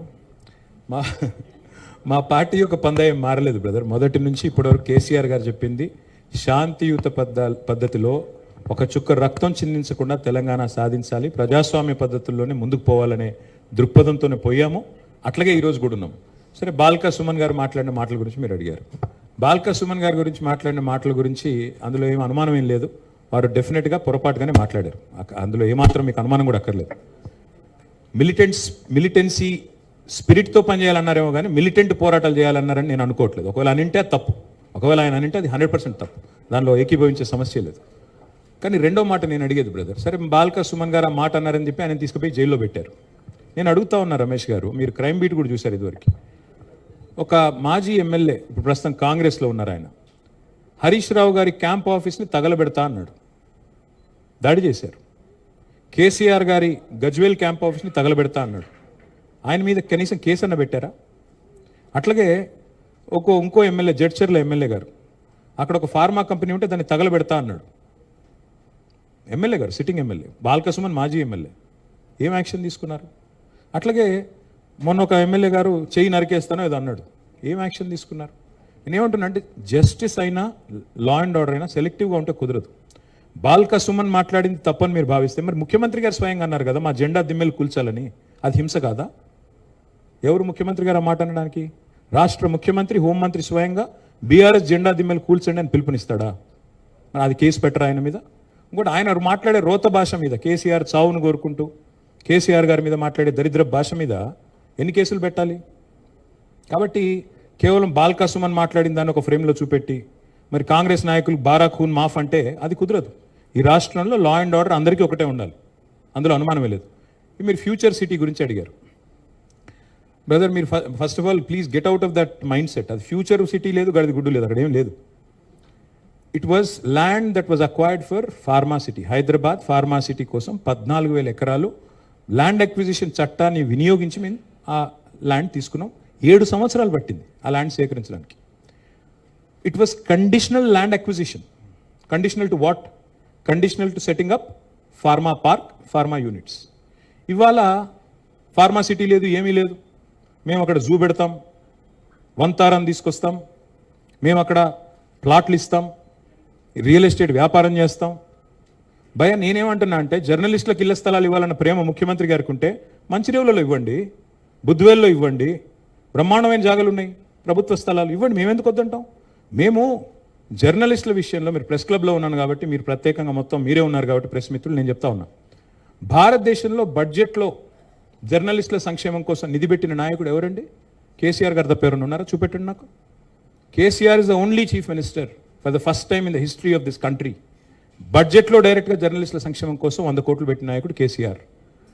అక్రెడిటేషన్ కార్డులు, ఇక్కడ అమర్ గారు ఉన్నారు, ఇంకా సీనియర్ జర్నలిస్టులు బండారు శ్రీనివాసరావు గారు, నరసింహారావు గారు అందరూ ఉన్నారు. అక్రెడిటేషన్ కార్డుల కోసం ఉద్యమాలు జరిగేది గతంలో, కానీ కేసీఆర్ గారు ఉన్నప్పుడు 18-19 వేల కార్డులు, అక్రెడిటేషన్ కార్డులు ఇచ్చింది తెలంగాణ ప్రభుత్వం. కరోనా టైంలో ఒక్కొక్క జర్నలిస్ట్ సోదరుడికి సోదరికి 20,000 రూపాయలు ఆరోగ్య కోసం వారికి సహకరించింది కేసీఆర్ గారి ప్రభుత్వం. ఇవాళ భారతదేశంలో ఎక్కడన్నా ఉందండి ఒక జర్నలిస్ట్ చనిపోతే పెన్షన్ ఇచ్చే విధానం ఉందా? మీడియా అకాడమీ ద్వారా ఎక్కడన్నా ఒక రాష్ట్రంలో ఉందా? ముందు పెట్టింది కేసీఆర్. జర్నలిస్టుల సంక్షేమం గురించి మాకు రేవంత్ రెడ్డి గారి దగ్గర నేర్చుకోవాల్సిన అవసరం లేదు. రేవంత్ రెడ్డి గారు ఇవాళ ఇళ్ల స్థలాలు ఇవ్వాలి అనుకుంటే నేను వారికి విజ్ఞప్తి చేస్తా ఉన్నా, మా పార్టీ తరపున ఉత్తరం రాయమంటే కూడా రాస్తా, నిరభ్యంతరంగా ఇవ్వండి. ఎవరొద్దంటున్నారు? పేట్ బషీరాబాద్ ల్యాండ్ మా ప్రభుత్వంలో ఉన్నప్పుడు, జవహర్ సొసైటీ అనుకుంటే దాని పేరు, మా ప్రభుత్వంలో ఉన్నప్పుడు కేసీఆర్ గారి దగ్గరికి మీరందరూ వచ్చి అప్పీల్ చేస్తే, అప్పుడు చీఫ్ జస్టిస్గా ఉన్న ఎన్వి రమణ గారితో కూడా కేసీఆర్ గారు ప్రత్యేకంగా మాట్లాడారు. సార్ మన జర్నలిస్టులు కొద్దిగా చూడండి అని, ఏమైనా మేలు చేయగలిగితే చేయండి అని రిక్వెస్ట్ చేశారు. అంటే కేసీఆర్ గారు మీకు న్యాయంగా, ధర్మబద్ధంగా, చట్టబద్ధంగా మీకు స్థలాలు ఇవ్వాలని పరితపించిన వ్యక్తి కేసీఆర్. ఇవాళ ఆ పరిష్కారం ఇంకా కాలేదు కదా సమస్యది. ఇవాళ ఎక్కడో ఇస్తాం ఫ్యూచర్ సిటీ అంటే, ఫ్యూచర్ సిటీ ఎక్కడుందండి? ఎక్కడుంది అసలు future city? Yes, I agree with Harish Rao 100%. Future city లేదు, ఏదీ లేదు. మీరే డ్రామాలు ఆడుతున్నారు. హైకోర్టులోనేమో ఫార్మా సిటీ ఉందని చెప్తారు. మీరు చూడండి, కావాలంటే అఫిడవిట్ తీసుకోండి, ప్రభుత్వం ఇచ్చిన అఫిడవిట్ హైకోర్టులో ఉందండి, ఫార్మా సిటీ అక్కడే ఉంది అని చెప్తారు. మరి మీరు వెళ్ళి జర్నలిస్టులు అందరూ ఫార్మా మ్యానుఫ్యాక్చరింగ్ యూనిట్ల పక్కన ఇల్లు కట్టుకుంటారా? నేను అడుగుతా ఉన్నా, మీకు సమ్మతమేనా? అక్కడ ఉంటారా? నేనేమంటున్నా అంటే, ఏదో బుకాయించడానికి, బట్టగాల్చి మీదేయడానికి ఏది పడితే అది మాట్లాడితే కుదరదు రమేష్ గారు. ముఖ్యమంత్రి గారికి, ప్రభుత్వానికి చిత్తశుద్ధి ఉంటే ముందు పేట్ బషీరాబాద్ ల్యాండ్ ఇవ్వండి, నెంబర్ 1. నెంబర్ 2, మంచిరేవులలోనో లేకపోతే బుద్ధివేలులోనో మంచి స్థలం ఏదైనా తీసి 100 ఎకరాలు ఇవ్వండి. ఎంతసేపు అమ్ముకోవడమేనా? ఇవ్వండి, మేమెందుకు వద్దంటాం. ఇంకోటి, మా గవర్నమెంట్ ఉన్నప్పుడు మేము జిల్లాల్లో చాలా వరకు ఇళ్ల స్థలాలు ఇచ్చాం. హైదరాబాద్లో ఇవ్వలేకపోయాం, ఎందుకంటే ఇక్కడ కాస్ట్లీ ల్యాండ్స్, ఆ పరిష్కారం కూడా జరగలేదు, ఇంకప్పటికి న్యాయ పోరాటం జరుగుతుంది కాబట్టి ఇవ్వలేకపోయాం. హరీష్ రావు గారు అన్న దానిలో ఏ తప్పు లేదు. That land acquisition was conditional. Tomorrow any kind of misadventure the government does, డెఫినెట్గా it has to be stopped. It was for industrialization. అది కాకుండా దేనికి వినియోగించుకోవడానికి? జూ పార్క్ పెడతానంటాడు ఏందండి ఆయన? వంతారాకు 3,000 ఎకరాలు ఇస్తాడా? అది ఎంత కాస్ట్లీ ల్యాండు? నీకు అంత ఉబలాటం ఉంటే ఎక్కడో ఇవ్వు, దూరంగా ఇవ్వు. ఎట్లా ఇస్తారండి నాకు అర్థం కాదు. Thank you. ఒక్క నిమిషం ప్లీజ్. ఆశిష్, స్పీకర్ గారు ఇక్కడ ఉన్నారు. రెగ్యులర్గా అడిగే వాళ్ళకి ఛాన్స్ తక్కువ, ఎప్పుడు అడగని వాళ్ళకి ఇస్తాను. ప్లీజ్ ఒక నిమిషం ఆగు. ప్లీజ్ బీ డిసిప్లిన్ బై. అరే బీ డిసిప్లిన్, ఆగండి, మీరు ఆగండి. Okay right. Ashish sir. Press club లో ప్రెస్ వాళ్ళు కొట్లాడుకుంటే ఎట్లబ్బా మీరు? అసెంబ్లీ ఏదేమన్నా? ఆశిష్ భాయ్ బోలో. I have a two-part question. First about Pawan Kalyan. Yesterday we witnessed, in fact, all the channels. उसका जवाब मैं तेलुगु में देना चाहता हूँ. Yeah, you can choose whatever language. But I just wanted to understand, Pawan Kalyan in fact specifically names BRS. He says that BRS has changed its name from TRS. They have constituted party unit in Andhra Pradesh. While they have constituted party unit in Andhra Pradesh, now they are opposing Janasena activities in Telangana. Where did we oppose it? Where did we oppose it? That's what Pawan Kalyan says. It has. He didn't say it, by the way. Don't put words in his mouth. No, he didn't say it. He has mentioned BRS. He has not mentioned BRS at all. He did not say it. Let me answer your question first. Let me answer this question first. See, తెలుగులో చెప్తాను, మీకు కూడా కొద్దిగా తెలుగు వస్తుంది కాబట్టి. ఈ దేశంలో ఏ నాయకుడైనా, ఏ నాయకురాలైనా ఒక పార్టీ పెట్టవచ్చు. పార్టీ పెట్టి ఎక్కడైనా పోటీ చేయవచ్చు.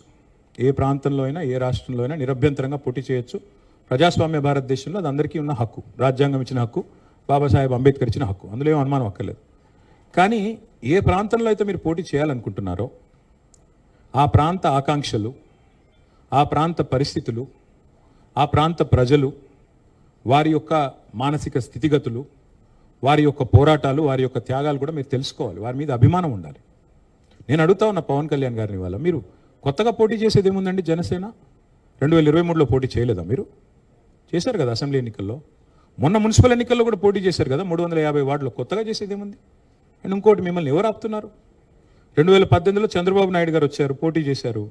23లో మీరు పోటీ చేశారు. పోటీ చేయండి, ఎవరు వద్దంటున్నారు. కానీ మీరు ఇక్కడికి వచ్చి మాట్లాడేటప్పుడు ఇదేదో ఆషామాషిగా ఏర్పడ్డ రాష్ట్రం కాదు, ఏదేదో అనాయాసంగా వచ్చిన రాష్ట్రం కాదు. వేల మంది బలిదానాలతో, రక్తంతో తడిసిన నేల ఇది తెలంగాణ. కాబట్టి ఇక్కడికి వచ్చినప్పుడు 1-2 సార్లు ఆలోచించుకొని మాట్లాడాలి. నేను ఒక మాట అన్నారు, ఆయన అడ్డుకుంటున్నారు. ఎవరు అడ్డుకుంటున్నారు మిమ్మల్ని? ఏదో ఊహాజనితమైన ఒక ప్రపంచం సృష్టించుకొని ఎవరు అడ్డుకున్నారు మిమ్మల్ని? 2018లో పోటీ చేస్తే అడ్డుకోలేదు, 23లో పోటీ చేస్తే అడ్డుకోలేదు, ప్రజలు అడ్డుకున్నారు. మేమేం చేస్తాం దానికి? ఒకటి మాత్రం పక్కా, పవన్ కళ్యాణ్ గారైనా ఎవరైనా సరే తెలంగాణ ఆవిర్భావ దినోత్సవం రోజు వచ్చి ఇక్కడ మేము సభ పెడతాం. అది కూడా గతంలో నేను తెలంగాణ ఏర్పడ్డప్పుడు నాకు ఆ విభజించిన పద్ధతి నచ్చలేదు. ఒక ఆయన అంటాడు తల్లిని చంపి బిడ్డను బతికించారంటాడు, ఇంకొక ఆయన విభజించిన పద్ధతి నచ్చలేదు అంటాడు. ఇవన్నీ ఏంటంటే తెలుగు హైదరాబాదీ అల్ఫాజ్ మే బోల్నా అయితే గుమా ఫిరాకి బోల్నా బోల్తే ఇసుకో. నాకు ఇష్టం లేదు తెలంగాణ ఏర్పడని సీదా సీదా చెప్పక ఉల్టా పుల్టా మాటలు ఎందుకు? ఇది బాగలేదు, అది బాగలేదు. మరి నువ్వు అది బాగలేక ఇది బాగలేక 11 రోజులు అన్నం తినకుండా ఉంటే మళ్ళీ తెలంగాణ ఆవిర్భావ దినోత్సవం రోజు మీటింగ్ పెట్టాల్సిన అవసరం ఏముంది? సరే మీటింగ్ పెడదాం అనుకున్నావు, అడ్డుకున్నది ఎవరు? కాంగ్రెస్ ప్రభుత్వం. ఏమైనా అనాలనుకుంటే వాళ్ళని అనాలా? కాబట్టి పవన్ కళ్యాణ్ గారైనా ఎవరైనా ఈ దేశంలో ఎక్కడైనా పోటీ చేయొచ్చు, మాకు అభ్యంతరం లేదు. పోటీ చేశారు కూడా కదా మీరు. 2023 మేబీ ఆ బోత్ కరే, మీ అయ్యే జాగీరా. నేను ఒకటి మాత్రం పవన్ కళ్యాణ్ గారు గుర్తుపెట్టుకోవాలి, తెలంగాణ ఖచ్చితంగా తెలంగాణ భూమిపుత్రుల జాగీరు. తెలంగాణ భూమిపుత్రుల జాగీరే తెలంగాణ. ఇందులో ఎవరికి అనుమానం కూడా అక్కర్లేదు. 100%. ఈ నేల కోసం కష్టపడ్డ వాళ్ళు, ఈ నేల కోసం పోరాటాలు చేసిన వాళ్ళు, ఈ నేల కోసం త్యాగాలు చేసిన వాళ్ళు, నెత్తురుతో తడిచిన నేల ఇది. ముమ్మాటికి తెలంగాణ ఈ భూమిపుత్రులు, ఇక్కడున్న 4 కోట్ల మంది జాగీర్ ఇది. కానీ మీరు రండి, ఇక్కడే ఉండండి, మీ కుటుంబాలు ఇక్కడే ఉన్నాయి, మీ వ్యాపారాలు ఇక్కడ ఉండండి, ఎవరొద్దన్నారు? 10-12 ఏళ్లలో ఎక్కడైనా చిన్న సమస్య వచ్చిందండి? నేను అడుగుతా ఉన్నా, మా దృక్పథం ఎట్లాంటిది అంటే, వైజాగ్ స్టీల్ ప్లాంట్ను ప్రైవేటీకరిస్తున్నారు మోడీ ప్రభుత్వం అంటే మేము మద్దతు పలికాం. తప్పు ఇది మీరు చేస్తుంది, పబ్లిక్ సెక్టర్ అండర్టేకింగ్స్ని కాపాడాలని రిక్వెస్ట్ చేశాం. That is our philosophy. ప్రాంతాలుగా విడిపోయినా ప్రజలుగా కలిసి ఉండాలని కోరుకున్నాం. కానీ నిన్న పవన్ కళ్యాణ్ గారు ఇంకొక 2 మాటలు మాట్లాడారు. ప్రాంతీయవాదం అన్నారు. ప్రాంతీయవాదం ఉగ్రవాదం కంటే ప్రమాదం ఏదో అన్నాడు ఆయన. నేను వారికి గుర్తు చేస్తా ఉన్న, ప్రాంతీయవాదం అంటే మరి పొట్టి శ్రీరాములు గారు 58 రోజుల పాటు ఆత్మ బలిదానం చేసుకున్నారే, పోరాటం చేసి మద్రాస్ ప్రెసిడెన్సీ నుంచి వేర్పడి తెలుగు రాష్ట్రం కావాలి, లింగ్విస్టిక్ బేసిస్గా రాష్ట్రాలు ఏర్పడాలి అనే ఒక ఆకాంక్షతో వారు ఏదైతే పోరాటం చేశారో, లింగ్విస్టిక్ బేసిస్కి వారికి సంబంధం లేదు. మద్రాస్ నుంచి ఆంధ్ర రాష్ట్రం వేరుపడాలని పొట్టి శ్రీరాములు గారు 58 రోజులు నిరాహార దీక్ష చేశారు. అది కూడా ప్రాంతీయవాదం అంటారా? ప్రాంతీయవాదం అంటే నేను ఇంకో ప్రశ్న అడుగుతా ఉన్నా పవన్ కళ్యాణ్ గారిని. మోడీ గారు ఇవాళ ఆయన ప్రాంతం మీద అభిమానంతో, ప్రాంతీయవాదంతో తెలంగాణకు వచ్చిన ఇండస్ట్రీలను కొట్టుకొని పోతా ఉన్నాడు. కేన్స్ అనే పరిశ్రమ ఇక్కడ పెట్టాల్సి ఉంటే, ఇక్కడ ఒప్పందం కుదుర్చుకుంటే మా హయాంలో, మా గవర్నమెంట్లో దాన్ని తీసుకుపోయి గుజరాత్లో పెట్టించారు. మైక్రాన్ అనే సంస్థ ఇక్కడ పెట్టాల్సి ఉంటే, పెట్టుబడి పెట్టేది ఉంటే దాన్ని తీసుకుపోయి గుజరాత్లో పెట్టుకున్నారు. మరి జాతీయవాదం ముసుగులో చేస్తున్న ఈ ఆర్థిక ప్రాంతీయవాదం కరెక్టా? ఏది కరెక్టు? అంటే ప్రధానమంత్రి గారు గుజరాత్కే ప్రధానమంత్రిగా వ్యవహరించడం కరెక్టా? చెప్తారా దీనికి సమాధానం పవన్ కళ్యాణ్ గారు? కాబట్టి ప్రాంతీయవాదం, ఇంకో మాట చాలా విచిత్రమైన మాట అన్నారు నిన్న ఆయన. ఇంకొన్ని రోజులైతే జనగణమన పాడరు. మాకు జనగణమన మాకు నేర్పించాల్సింది ఏం లేదు. దేశభక్తి గురించి మాకు పవన్ కళ్యాణ్ గారి దగ్గర పాఠాలు నేర్చుకోవాల్సిన అవసరం లేదు. ఈ నేల ఆనాడు నిజాం సర్కార్కు వ్యతిరేకంగా పోరాటం చేసిన నేల, కమ్యూనిస్టులు కదం దొక్కిన నేల ఇది. కాబట్టి మాకు పోరాటాలు కొత్త కాదు, మాకు యుద్ధాలు కొత్త కాదు, త్యాగాలు కొత్త కాదు. మాకు వాటి గురించి జాతీయ భావన ఉంది. ఇక్కడ దేశాన్ని గౌరవించే సంస్కృతి ఉంది. We contribute to the nation. We are less than 3% of India. but we contribute to 5% of India's GDP. So we don't need any kind of moral lectures or moral policing from వారు ఆంధ్రప్రదేశ్ ఉప ముఖ్యమంత్రిగా వారిని గౌరవిస్తాం. వారిని ఆంధ్రప్రదేశ్ ఉప ముఖ్యమంత్రిగా డెఫినెట్ గౌరవిస్తాం. ఒక కళాకారుడిగా, ఒక నటుడిగా అభిమానిస్తాం. ఒక సోదరుడిగా ఇంటికి వస్తే బిర్యానీ పెడతా, హైదరాబాదీ బిర్యానీ పెడతా. కానీ వచ్చి మా సెక్రటేరియట్లో కూర్చొని పెత్తనం చేస్తాము మా రాజకీయాల్లో. మరి ఇంకా మొన్ననే కదా వేరుపడ్డది, ఇంత కష్టపడి 60 ఏళ్ళు పోరాటం చేసి మొన్న వేరుపడ్డాం 2014లో. మొన్న చంద్రబాబు నాయుడు గారు రానే వచ్చే 2018లో, మళ్ళీ ఇప్పుడు మీరు కూడా వస్తారు 2023లో. That's all I'm saying. And last word I will like to say on this. Pavan Kalyan గారిది ఈ మధ్యన ఓజీ అని సినిమా వచ్చింది. I would like to remind my brother Pavan Kalyan, we have a Telangana OG KCR. ఇక్కడ మా కేసీఆర్ గారు ఉన్నారు, ఆయన చాలు మాకు. He will take care of us, he will take care of the state and our issues. A supplementary. Yeah, I can Ratna, ask about- please. Sir, if I can take a Bhai. Yeah, Ratna. Yes ma'am. अरे mic तो दो यार.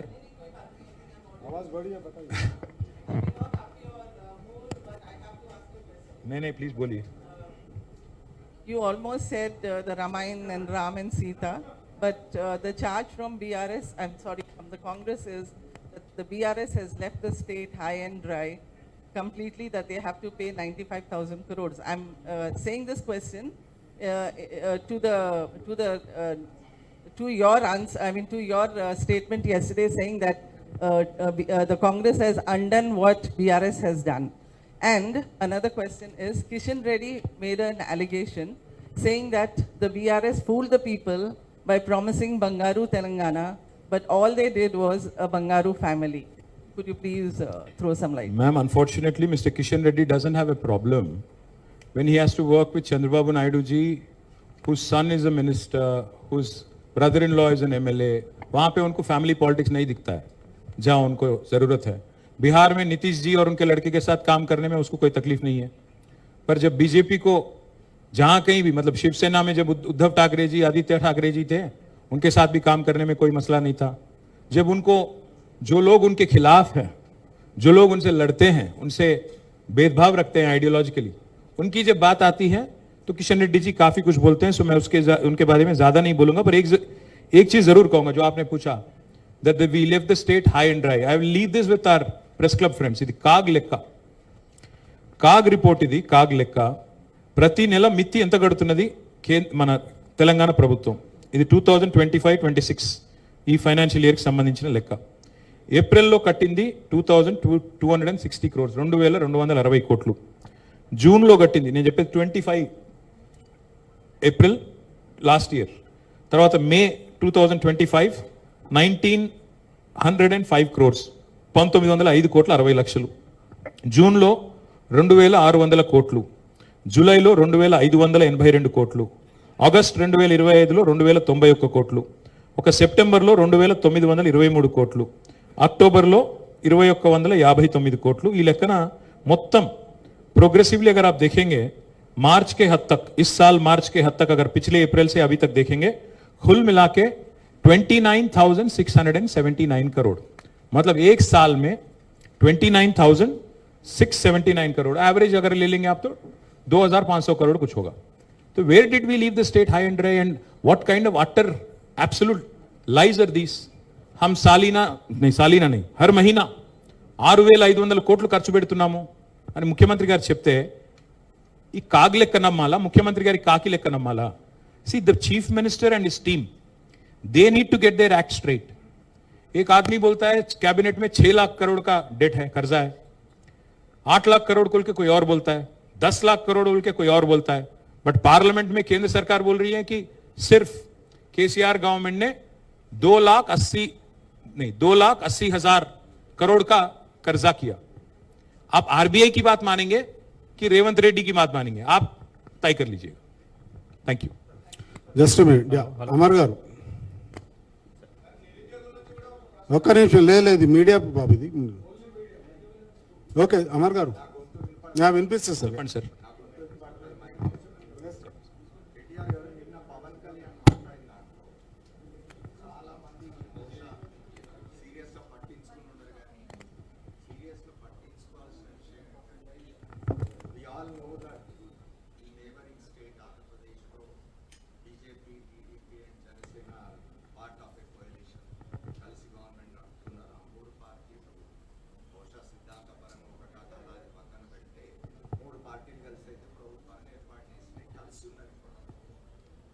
అట్లాంటి పవన్ కళ్యాణ్ నేను ఒక మాట అన్నాడు ఏంటంటే మీరు ఇంతకుముందు చెప్పిన ప్రాంతీయవాదం గురించి మాట్లాడుతూ కేంద్రం చర్యలు తీసుకోవాలి అన్నారు. ముందు అంటే ఆయన కేంద్ర హోంమంత్రి అమిత్ షా చెవుల్లో చెప్పకపోయిండొచ్చు, కానీ నిన్న ఓపెన్గా బహిరంగంగానే చెప్పినాడు ఆయన కేంద్రం చర్యలు తీసుకోవాలి. అంటే ముందు అంటే రానున్న జనరల్ ఎలక్షన్స్ నేపథ్యంలో కేంద్ర ప్రభుత్వమైనా ఇట్లాంటి దాని మీద విచ్చిపడే అవకాశం ఉందన్నారు. నేను అనుకోవట్లేదు సార్. ఆయన ఏదో యథాలాపంగానే ఉన్నారని నేను అనుకుంటా ఉన్నాను. ఎందుకంటే అంత స్థాయిలో లేదు, that is your opinion. Know that is your opinion sir. తెలంగాణను డిస్టర్బ్ చేయాలి అని 2014లోనే ప్రయత్నం చేశారు. కొత్తదేమి కాదు. మన అనుమతి లేకుండా, మనకు కనీసం ఇన్ఫర్మేషన్ లేకుండా లోయర్ సీలియర్ ప్రాజెక్ట్ని తీసుకొని పోయి ఆంధ్రాకి ఇచ్చారు. 5 మండలాలు తీసుకొని పోయి ఆంధ్రాలో కలిపారు. చాలా ఏకపక్షంగా కేంద్ర ప్రభుత్వం చాలా దుర్మార్గంగా వ్యవహారం చేసింది. మనం స్టేట్ వైడ్ బంద్ కూడా పిలిపించారు. ముఖ్యమంత్రిగా కేసీఆర్ గారు స్టేట్ వైడ్ బంద్ కూడా పిలిపించారు. భారతీయ జనతా పార్టీ ప్రభుత్వం, కేంద్రం గత 12 ఏళ్లుగా తెలంగాణకు చేసింది శూన్యం. అందులో అనుమానం కూడా మీకు అక్కర్లేదు. ఐటీఐఆర్ రద్దు చేశారు, బయ్యారముకు కర్మాగారం పెట్టలేదు, విభజన హామీల్లో ఒక్కటి కూడా నెరవేర్చలేదు. ప్రయోగాలు చేశారు. కాకపోతే మధ్యలో సెక్షన్ 8 అడ్డం పెట్టుకుని హైదరాబాద్ను కొంత కేంద్ర పాలిత ప్రాంతం చేయాలనే ప్రయత్నం కూడా కొంతకాలం కుట్ర జరిగింది. కానీ ఇందాక నేను చెప్పింది ఊరికే చెప్పలేదు అమర్ గారు. తెలంగాణ యొక్క పోరాట స్ఫూర్తి అందరికంటే బాగా 2 జాతీయ పార్టీలకు బాగా తెలుసు. కాంగ్రెస్కి తెలుసు, బీజేపీకి తెలుసు. మళ్ళీ తెలంగాణ ఎంత ఫాస్ట్గా చార్జ్ అవుతుంది, ఎంత ఫాస్ట్గా అవసరమైతే కదం తొక్కుతుంది కూడా వాళ్ళకి అవగాహన ఉంది. కాబట్టి అట్లాంటి ప్రయోగాలు మనమే చేస్తారని నేనైతే అనుకోను. పవన్ కళ్యాణ్ గారు నేను ఆవేశంగా మాట్లాడినప్పుడు ఏమైనా మాట తూలారేమో నాకు తెలియదు. బట్ నేనైతే అనుకోవట్లేదు, అట్లా జరుగుతుందని అనుకోవట్లేదు. అట్లా జరిగితే మాత్రం ఇంకొక ఉద్యమం మాత్రం అద్భుతమైన ఉద్యమం జరుగుతుంది. దానికి మళ్ళీ బీఆర్ఎస్ఏ నాయకత్వం వహిస్తుంది. అందులో అనుమానం కూడా అక్కర్లేదు. సతీష్ గారు. సార్, రీసెంట్గా రేవంత్ రెడ్డి మాట్లాడుతూ మేము రైతులకు ఉచిత విద్యుత్ కొనసాగిస్తే బీఆర్ఎస్ వచ్చే ఎన్నికల్లో పోటీ చేయకుండా ఉంటుందా అని చెప్పేసి అడిగారు. నేను రేవంత్ రెడ్డి గారికి నేను అడిగేది ఒకటే, ఉచిత విద్యుత్ విషయంలో ఎవరికన్నా కొంత హక్కుంది మాట్లాడేదంటే డాక్టర్ వైఎస్ రాజశేఖర రెడ్డి గారి నాయకత్వంలో ఆనాడు ఒరిజినల్ కాంగ్రెస్ వాళ్ళకు కొద్దిగా ఏమైనా హక్కు ఉంటుంది. అప్పుడు రేవంత్ రెడ్డి గారు ఏ పార్టీలో ఉన్నారో, ఆయన ఎక్కడున్నాడో నాకు తెలియదు. కానీ ఆయనకు ఉచిత విద్యుత్తు అనే మాట మాట్లాడే హక్కు కూడా లేదు. ఎందుకంటే అమెరికాలో రేవంత్ రెడ్డి గారు తన మనోగతాన్ని స్పష్టంగా బయటపెట్టారు. రైతులకు 3 గంటలు కరెంట్ ఇస్తే చాలు. నేను అనలా ఇది. రేవంత్ రెడ్డి గారు స్వయంగా ఆనాడు పీసీసీ అధ్యక్షుడిగా ఆటాకో తానాకో ఏదో సభకు పోయారో, అక్కడ ఎవరు అడిగితే చెప్పారు 24 గంటలు దండుగా 3 గంటలు ఇవ్వాలి. నిన్నగాక మొన్న పబ్లిక్ హియరింగ్ జరిగితే ఏది ఈ రైతు డిస్కామ్ అనే దాని మీద వ్యవసాయ కమిషన్ చైర్మన్ కోదండ రెడ్డి గారు, మొన్నటిదాకా కిసాన్ సెల్ అధ్యక్షుడిగా ఉన్న కోదండ రెడ్డి గారు సేమ్ మాట చెప్పారు. అక్కడ కూడా 3 గంటలు చాలు అని చెప్పారు. ఇవన్నీ కాదండి, నేను అడిగేది ఒకటే. కేసీఆర్ గారు 24 గంటలు ఉచితంగా విద్యుత్ వ్యవసాయానికి ఏ డిస్కమ్ పెట్టకుండా, కొత్త డ్రామా చేయకుండా ఇచ్చినప్పుడు మీరు ఎందుకు పెడుతున్నారు? ఒకటి. రెండోది, నాకు నిర్మలా సీతారామన్ గారు మాట్లాడిన ప్రెస్ కటింగ్ కూడా ఉంది. మీరు మోటార్లకు మీటర్లు పెట్టకపోతే 30,000 కోట్ల రుణం ఇవ్వము నిర్ద్వందంగా టైమ్స్ ఆఫ్ ఇండియాలో వచ్చింది. సీతారామన్ గారు చెప్పిన మాట, నిర్మలా సీతారామన్ గారు చెప్పిన మాట. దాన్ని రేవంత్ రెడ్డి గారు విభేదిస్తారా? మొన్న మీరు RDSSలో చేరారు కదా, చేరిన తర్వాత అందులో స్పష్టంగా రాసింది సోలార్ పవర్ జనరేషన్ ద్వారానే మరి భవిష్యత్తులో రేపటి రోజున ఉచిత కరెంట్ ఇచ్చేదానికి ఆస్కారం ఉంటుంది అని. మరి సోలార్ పవర్ రాత్రి రాదు కదా, మరి ఎట్లా ఇస్తారు మీరు కరెంట్ 24 గంటలు? ఇది ఇంకో పాయింట్. చివరి పాయింట్ నేను అనేది ఏంటంటే సతీష్ గారు, సవాళ్ళు ప్రతి సవాళ్ళు. ఇప్పుడు రేవంత్ రెడ్డి గారికి సవాళ్ళు విసరడం, పారిపోవడం కొత్త ఏం కాదు. 2018లో కొడంగల్లో ఓడిపోతే నేను సన్యాసం తీసుకుంటా అన్నాడు. 3 నెలల్లోనే తిరిగి వచ్చి పార్లమెంట్లో పోటీ చేశాడు. కాబట్టి ఆయనకేం కొత్త కాదు, ఆయనకి సిగ్గులేదు. కానీ ఒకటి మాత్రం పక్కా, 420 హామీలు ఏదైతే మీరు ఇచ్చారో, అభయహస్తం మేనిఫెస్టో అన్నారో, అది అమలు చేయకపోతే ఓటు అడగననే దమ్ము రేవంత్ రెడ్డికి ఉందా? నేను అడుగుతా ఉన్నా. ఇంకోటి చెప్తున్నాడు కదా ఆయన 2034 దాకా ముఖ్యమంత్రిగా ఉంటానని. అంత ధైర్యం ఉంటే ఇప్పుడే రద్దు చేసిరా? ఈ రోజు ఎన్నికలు జరిగితే బీఆర్ఎస్ చరిత్రలో ఎన్నడూ లేనంత పెద్ద మెజారిటీతో గెలవబోతుంది. 90 సీట్లకు పైగా గెలిచే ఆస్కారం ఈరోజు ఉంది. అందుకే ఆయనకు తెలుసు, ఇవన్నీ తెలుసు. ఏదో డైవర్షన్ కోసం, అటెన్షన్ డైవర్షన్ కోసం ఆడే నాటకాలు తప్పేమి కాదు. ఆయనకు నిజంగానే చిత్తశుద్ధి ఉంటే 420 హామీలు అమలు చేస్తేనే నేను పోటీ చేస్తాను చెప్పమనండి, మేము కూడా రెడీ. రామ్లన్న. కేటీఆర్ గారు, ఈ విగ్రహాలది ఒకటి ఇష్యూ అవుతుంది. గతంలో మీరు సచివాలయం ఎదురుగా పెట్టిన రాజీవ్ గాంధీ విగ్రహము తీసేసి గాంధీ భవన్కి పార్సిల్ పంపిస్తామన్నారు. తాజాగా అమీర్పేట మైత్రివనంలో పెట్టే ఎన్టీఆర్ విగ్రహాన్ని తొలగించి అధికారంలోకి వస్తే ఆంధ్రాకు పార్సిల్ పంపిస్తామని చెప్పి టీఆర్ఎస్ చీఫ్ కవిత చెప్తుంది. అసలు ఏంది విగ్రహాల లొల్లేంది, అసలు టీఆర్ఎస్ వైఖరేంది? భయ ఇంకా ఇంపార్టెంట్ సబ్జెక్టులు చాలా ఉన్నాయి. రేవంత్ రెడ్డి యొక్క డైవర్షన్ గేమ్లో మీరు కూడా పడ్డట్టున్నారు. పాపం రేవంత్ రెడ్డి గారికి పరిపాలన చేత కాదు కాబట్టి ఇట్లా అప్పుడప్పుడు టైంపాస్ కార్యక్రమాలు పెట్టి రాగానే తెలంగాణ తల్లి విగ్రహం మార్చేశారు, రూపం మార్చారు. ఇంటికి తులం బంగారం మీద పెళ్లికి తులం బంగారం ఇస్తాన్న రేవంత్ రెడ్డి గారు తెలంగాణ తల్లినెత్తిన ఉన్న బంగారు కిరీటం మాయం చేసిండు, నడుముకున్న వడ్డానం కూడా ఎత్తుకుపోయిండు. అట్లాంటి ఆయన గురించి ఏం మాట్లాడతాం? తెలంగాణ తల్లి రూపం మార్చాడు. తెలంగాణ తల్లిని ప్రతిష్ఠించాల్సిన చోట సెక్రటేరియట్ ముందట రాహుల్ గాంధీ తండ్రిని ప్రతిష్ఠించాడు. అసలు రాహుల్ గాంధీ తండ్రికి తెలంగాణకి ఏం సంబంధం నాకే తెలియదు, ఆయనకే తెలవాలా. మళ్ళీ నిన్నగాక మొన్న ఎన్టీ రామారావు గారి విగ్రహం పెట్టారు. ఎన్టీ రామారావు గారి విషయంలో మాకేమీ వారి పట్ల వేరే అగౌరవం కానీ ఇంకోటి కానీ లేదు. కానీ ఒకటి మాత్రం వాస్తవం, కేవలం ఇవాళ డైవర్షన్ టాక్టిక్స్తో డైవర్షన్ గేమ్స్తో టైంపాస్ చేస్తాను అంటే మాత్రం కుదరదు. ముమ్మాటికి కాంగ్రెస్ తల్లి విగ్రహాన్ని, రాహుల్ గాంధీ తండ్రి విగ్రహాన్ని మాత్రం మా గవర్నమెంట్ వచ్చిన మరుక్షణమే భద్రంగా గాంధీ భవన్కి పంపించే బాధ్యత నేనే వ్యక్తిగతంగా తీసుకుంటాను. మీరు దాని విషయంలో ఏం ఆందోళన? కేటీఆర్ గారు, రాష్ట్రంలో వరుసగా జరుగుతున్నటువంటి గత కొద్ది రోజులుగా పరిణామాలు, ఆ తర్వాత మంత్రుల స్టేట్మెంట్స్ వాటి మీద, ముఖ్యంగా ఆంధ్ర తెలంగాణ లొల్లి జరుగుతుందనేది చాలా స్పష్టంగా అర్థమవుతుంది. అయితే కోమటిరెడ్డి వెంకటరెడ్డి ఆంధ్ర వాళ్లకు కాంట్రాక్టర్లు ఇవ్వం, తెలంగాణలో ఖచ్చితంగా చట్టం చేస్తామని చెప్తున్నారు.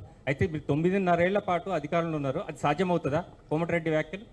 కోమటిరెడ్డి వెంకటరెడ్డి గారిని, ఆయన ఒక మంత్రి, ప్రభుత్వంలో భాగస్వామి, సీనియర్ మంత్రి, వారిని నేను ఒకటే అడుగుతా ఉన్నా, మీ మేనిఫెస్టోలో మీ డిక్లరేషన్లో మీరు హామీ ఇచ్చారు. ఎస్సీ ఎస్టీ డిక్లరేషన్ చేయవలలో ఏం చెప్పారు? 18% ఎస్సీలకు షెడ్యూల్డ్ కాస్ట్కి, 12% ఎస్టీలకు కాంట్రాక్ట్లు ఇస్తాము ప్రభుత్వ వర్కులలో అన్నారు, అంటే 30%. కామారెడ్డి డిక్లరేషన్లో ఏం చెప్పారు? 42% బీసీలకు ఇస్తామన్నారు మీరు, అంటే 72% కాంట్రాక్ట్లు. మరి మీరు చెప్పిన మాట ప్రకారం, మీరు ఇచ్చిన హామీ ప్రకారం రాష్ట్రంలో ఎస్సీ ఎస్టీ బీసీలకు ఇవ్వాలి.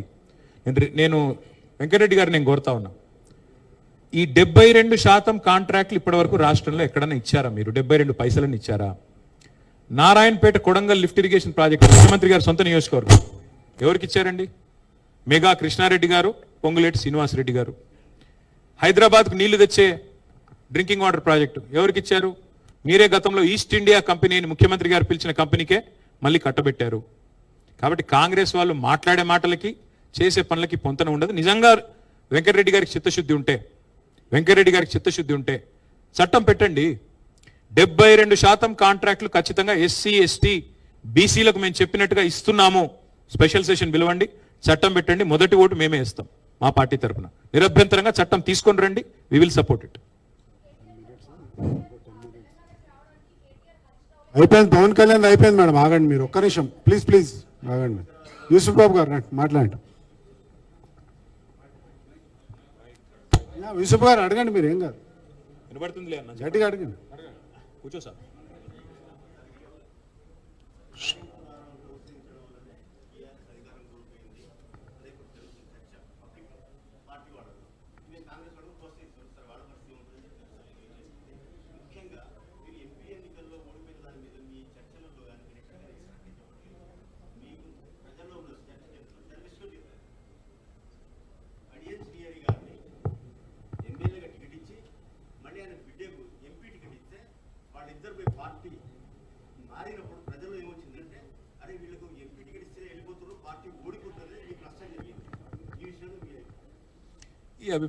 నేను ఇదివరకు కూడా చెప్పానని మళ్ళీ చెప్తున్నాను, పార్లమెంట్ ఎన్నికలు భారతదేశంలో ఒక పోలరైజ్డ్ ఎన్వైర్న్మెంట్లో జరిగినాయి.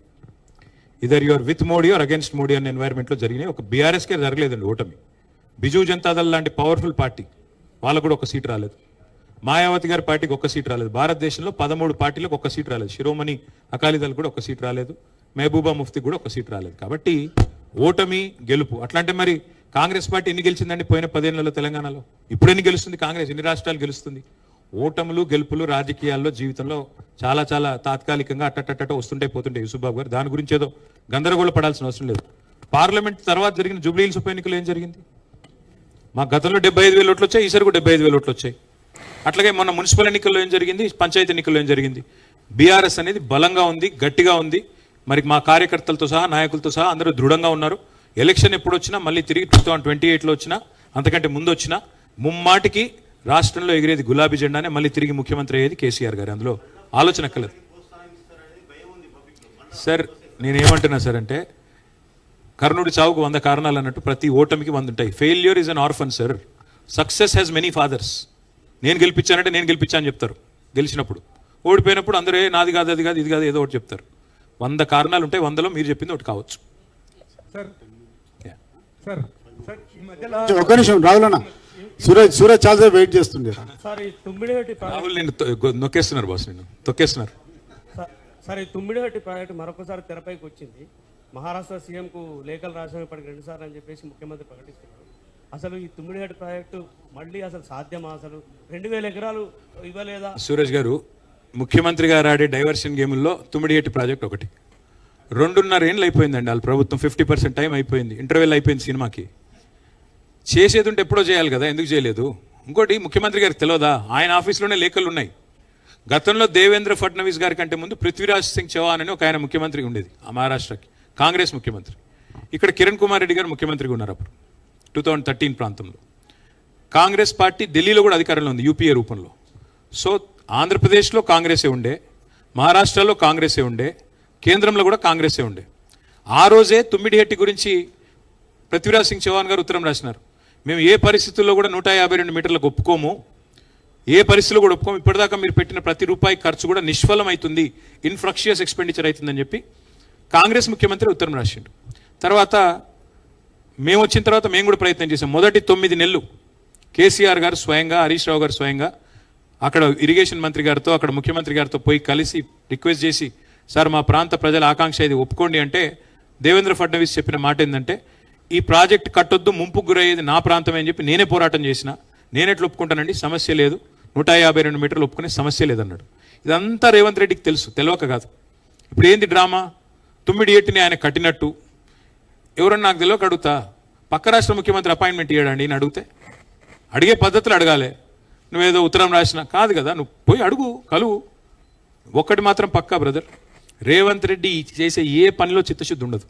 కేవలం డ్రామా, డైవర్షన్ తప్ప ఏది ఉండదు. డ్రామా, డైవర్షన్, డిస్ట్రక్షన్, ఇది మాత్రమే ఆయనకు తెలుసు. తుమ్మిడిహట్టి ప్రాజెక్ట్ నిజంగా కట్టాలన్న చిత్తశుద్ధి ఉంటే పోయి ధర్నా చేయి, బాంబేలో కూర్చో, ఆయన ఇంటి ముంగట ధర్నా చేయి, నిరాహార దీక్ష చేయి, కథలకు ఎవరొద్దన్నారు నిన్ను? ఇది ఏది చేయకుండా ఏదో చేసినట్టు భ్రమ కల్పిస్తూ చూద్దాం ఏం చేస్తారు. సార్, ఈ మధ్య హిమాంశు సిరిసిల్లలో హల్చల్ చేశాడు sir. So can we see in him the emergence of ఎందుకన్నా పాపం పిల్లగాని ఎందుకు చెడగొడతారన్న మీరు, వదిలేండి. ఆయన ఏదో దేవుడి దర్శనానికి పోయినాడు, ఏం హల్చల్ చేశాడు పాపం. వాళ్ళ దోస్తులు 2 అమెరికాకి వెళ్ళి వచ్చిండ్రు, 2 అమెరికా ఫ్రెండ్స్ కాలేజీలో చదువుకుంటున్నాడు, ఆయనతో పాటు వచ్చిండ్రు, ఎండాకాలం సెలవులను వచ్చిండ్రు. గుడికి తీసుకుపోయిండు. గుడికి తీసుకుపోతే ఇవాళ రేపు సోషల్ మీడియా ప్రపంచం ఇది. సోషల్ మీడియాలో ఏదో ఫ్రెండ్స్ పెట్టుకున్నారు పిల్లలు. ఇప్పుడు మీ పిల్లలు కూడా ఉంటారు రాహుల్, సోషల్ మీడియాలో పెట్టుకోరా? దానికి పాపం ఆయన ఎందుకు గుంజుతున్నారు? ఇప్పుడు ఇళ్ళకి వచ్చి నేనే బాధపడుతున్నాను, ఇప్పుడు ఆయన ఎందుకు మధ్యలో? కేటీఆర్ గారు 23 ఎన్నికల్లో జిహెచ్ఎంసీ అసెంబ్లీలో బాగా పర్ఫామ్ చేసింది బీఆర్ఎస్, కానీ రూరల్ తెలంగాణలో ఆ స్థాయిలో చేయలేకపోయింది. దాని కారణం ఏమనుకుంటున్నారు? 28 ఏమీ లేదు బ్రదర్, 420 హామీలు లేదండి, 420 హామీలు. 10,000 ఇస్తే 15,000 ఇస్తాం, తులం బంగారం ఇస్తాం అని చెప్పి అడ్డగోలు మాటలు ఏదైతే కాంగ్రెస్ చెప్పిందో దాన్ని కొన్ని చోట్ల ప్రజలు నమ్మారు, అంతకంటే ఏమీ లేదు. ప్రజలు నమ్మారు. ఇవాళ నమ్మిన వాళ్ళు బాధపడుతున్నారు, అయ్యో అనవసరంగా నమ్మాం వీళ్ళని. ఇప్పుడు చివరి గింజ దాకా ధాన్యం కొంటా అంటున్నాడు ముఖ్యమంత్రి. పంటలకు బోనస్ ఇస్తానాడు 500 రూపాయలు, ఎక్కడని ఇచ్చారండి? చివరి గింజ కాదు, తొలి గింజ కొనట్లేదు ఇవాళ. రైతు భరోసా ఇస్తాడు 15,000 అన్నాడు, ఒక్కరికి వచ్చిందా భరోసా 15,000? కాబట్టి ఇట్లా నమ్మి కొంత మాకు ఇంకోటి తేడా ఎంత బ్రదర్, మాకు వాళ్ళకి 1.8%. మొత్తం స్టేట్ వైడ్ చూసుకుంటే 4 lakh votes డిఫరెన్స్. కాబట్టి మొన్న మాకు జరిగింది ఏదో భయంకరమైన ఓటమని నేను అనుకోవట్లేదు. 119లో 39 గెలిచాం, 37% ఓటు తెచ్చుకున్నాం. 1.8% తేడాతో 3వసారి పోటీ చేశాం. ఇంకొకటి మళ్ళీ చెప్తా ఉన్నాను, నేను గుర్తుపెట్టుకోండి, 14లో ఒంటరిగా పోటీ చేశాం, 18లో ఒంటరిగా పోటీ చేశాం, 23లో కూడా ఒంటరిగానే పోటీ చేశాం. అయినా గణనీయంగా ఓట్లు తెచ్చుకున్నాం. కాబట్టి ముమ్మాటికి మళ్ళీ ఒంటరిగానే పోటీ చేస్తాం, తప్పకుండా తిరిగి అధికారంలోకి వస్తాం. శ్రీకాంత్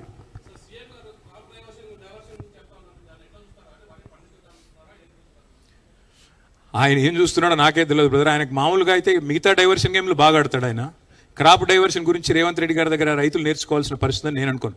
ఏమన్నా తుమ్మల నాగేశ్వరరావు గారు చెప్తే ఆయన రైతు, ఈయన రియల్ ఎస్టేట్ బ్రోకరు, ఇద్దరికి చాలా తేడా ఉంటుంది. రేవంత్ రెడ్డి గారు రైతుల గురించి మాట్లాడితే చాలా దరిద్రంగా ఉంటుంది. Bashir.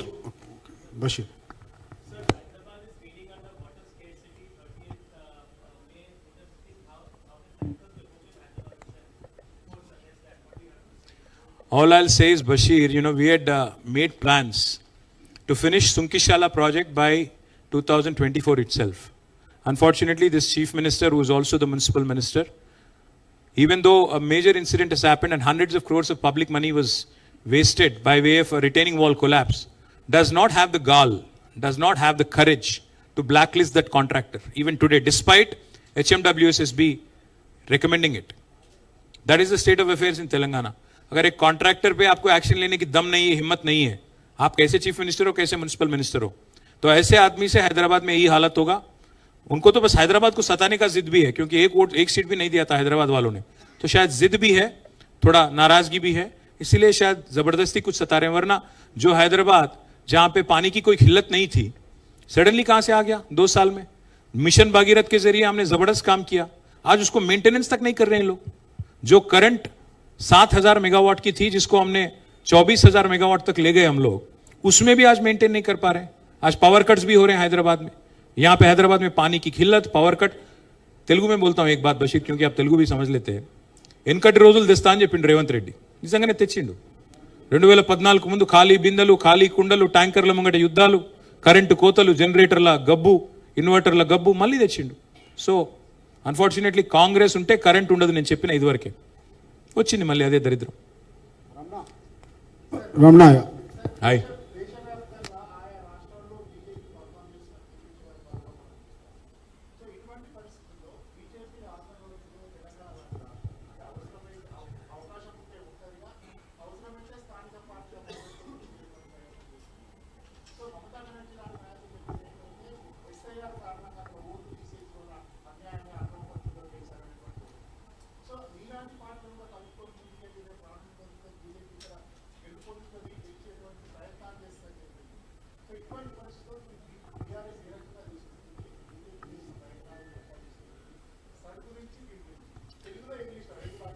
బీజేపీ ఆల్రెడీ ఇక్కడ కాంగ్రెస్తో కలిసి ఉంది కదా, కొత్తగా మాతో కలిసేదే ఉంది. నేను ఊరికే చెప్పట్లేదు రమణ, అది మీకు ఆశ్చర్యంగా అనిపించవచ్చు, కానీ చూడండి ఇక్కడ నడుస్తుంది జోడీ ప్రభుత్వం కదా. చూడండి, మొన్న కేంద్ర మంత్రి గారి కుమారుడు పాక్సో నిందితుడిగా ఉంటే 9 రోజులు ఎవరు కాపాడారండి ఆయనని? రేవంత్ రెడ్డి కాదా? రేవంత్ రెడ్డి ప్రభుత్వం కాదా? బ్రహ్మాండంగా ఒకరినొకరు కాపాడుకుంటున్నారు. నేను అడుగుతా ఉన్నా, ఈరోజు రెవెన్యూ మినిస్టర్ పొంగులేటి శ్రీనివాసరెడ్డి ఇంటి మీద ఈడీ రైడ్ అవుతుంది September 28, 2024. Now we're almost entering 2026. September దగ్గర పడ్డది, 2 ఏళ్ళు అవుతుంది. ఎందుకు యాక్షన్ తీసుకోరు? ఈడీ ఈ రోజు వరకు కనీసం ప్రెస్ నోట్ కూడా ఇవ్వలే బయటికి. ఆ ఇంట్లోకి నోట్ల కట్టలు కౌంట్ చేసే మెషిన్లు పోయినాయని చెప్పి టీవీలో బ్రేకింగ్ వార్తలు వేశారు మీరు. మరి ఏమైంది కేసు? ఎవరు కాపాడుతున్నారు ఈ రాష్ట్ర రెవెన్యూ మంత్రిని? బీజేపీ కాకపోతే. అట్లాగే రేవంత్ రెడ్డి గారిని ఆర్ఆర్ ట్యాక్స్ వసూలు చేస్తున్నామని చెప్పి నిందారోపణ చేసింది ఎవరు? ప్రధానమంత్రి గారు స్వయంగా. మరి ఎందుకు చర్యలు ఉండవు? హైదరాబాద్ సెంట్రల్ యూనివర్సిటీ భూముల్లో 10,000 కోట్ల కుంభకోణం జరిగిందని చెప్పి నేను చెప్పడంలా, సుప్రీంకోర్టు అపాయింట్ చేసిన సెంట్రల్ ఎంపవర్డ్ కమిటీ చెప్పింది. దీని మీద వెంటనే కేంద్ర ప్రభుత్వం ఒక special serious fraud investigation agency SFIO లేదా CBI లేదా ED లేదా IT సంస్థతో దర్యాప్తు జరిపించాలని చెప్పి రికమెండేషన్ ఇచ్చింది. ఎక్కడ పోయింది ఆ రిపోర్టు? ఎందుకు చర్యలు ఉండవు? ఎవరు నడుపుతున్నారు ఈ రాష్ట్రంలో ప్రభుత్వాన్ని? ముమ్మాటికి ఈ రాష్ట్రంలో రేవంత్ రెడ్డిని కాపాడుతున్నది, రేవంత్ రెడ్డిని రక్షిస్తున్నది. ఆయనకు అడుగడుగున సింగరేణిలో జరిగిన కుంభకోణాలు ఏంది బ్రదర్? సైట్ విజిటేషన్ సర్టిఫికెట్ పేరిట ఇవాళ అక్కడ లేని నిబంధనలు పెట్టి రేవంత్ రెడ్డి గారి బావమరిది సృజన్ రెడ్డి మొత్తం కాంట్రాక్టర్లను రింగు చేస్తున్నాడని సాక్ష్యాలతో సహా ఇస్తే ఎందుకు కేంద్ర ప్రభుత్వం చర్య తీసుకోదు? ఇవాళ అమృత్ పథకంలో, కేంద్ర ప్రభుత్వ పథకంలో రేవంత్ రెడ్డి గారి బావమరిది కాంట్రాక్టులు వస్తాయి. ఇక్కడ యంగ్ ఇండియా స్కూల్స్లో స్టేట్ గవర్నమెంట్లో బీజేపీ ఎంపీ విశ్వేశ్వర రెడ్డి కాంట్రాక్టులు వస్తాయి. ఇక్కడ ఫ్యూచర్ సిటీలో బీజేపీ ఎంపీ సీఎం రమేష్ కాంట్రాక్టులు వస్తాయి. మంచి ఫెవికాల్ బంధం ఇద్దరిది. కాబట్టి కొత్తగా మాతో కలిసేది ఎక్కడిది, ఇంకోరితో కలిసే ఎక్కడిది? అదే చెప్తున్నా బ్రదర్, మీరు అంత అమాయకంగా ఉంటే నేను చేయగలిగేది ఏం లేదు. మొన్ననే మోడీ గారు కూడా చెప్పారు కదా, ఆజావో మేరే సాత్ జుడ్ జావో అని. కొత్తగా జుడాయించేది ఇద్దరు కలిసే ఉన్నారు కదా జోడీ. కాబట్టి అందులో కొత్తగా చెప్పేది లేదు. SIR విషయానికి వస్తే రమణ గారు, పార్టీ పరంగా ప్రిపేర్ అవుతున్నాము. మా కార్యకర్తలు ఇక్కడి నుంచి నేను ఇప్పుడు స్ట్రైట్గా సికింద్రాబాద్కి పోతున్నాను. అక్కడ కూడా మా SIRకి సంబంధించిన మీటింగే ఉంది. మా ప్రతి కాన్స్టిట్యున్సీలో బూత్ లెవెల్ ఏజెంట్లు అపాయింట్ చేసుకున్నాము. దాదాపు 71,000 బూత్ లెవెల్ ఏజెంట్స్ని అపాయింట్ చేసుకున్నాము. చేసుకొని వారందరికీ కూడా ట్రైనింగ్ ఇచ్చుకుంటున్నాము, హ్యాండ్ బుక్స్ ఇస్తున్నాము, సస్పెక్టెడ్ డూప్లికేట్ ఓటర్ లిస్ట్ కూడా వారికి ఇస్తున్నాము.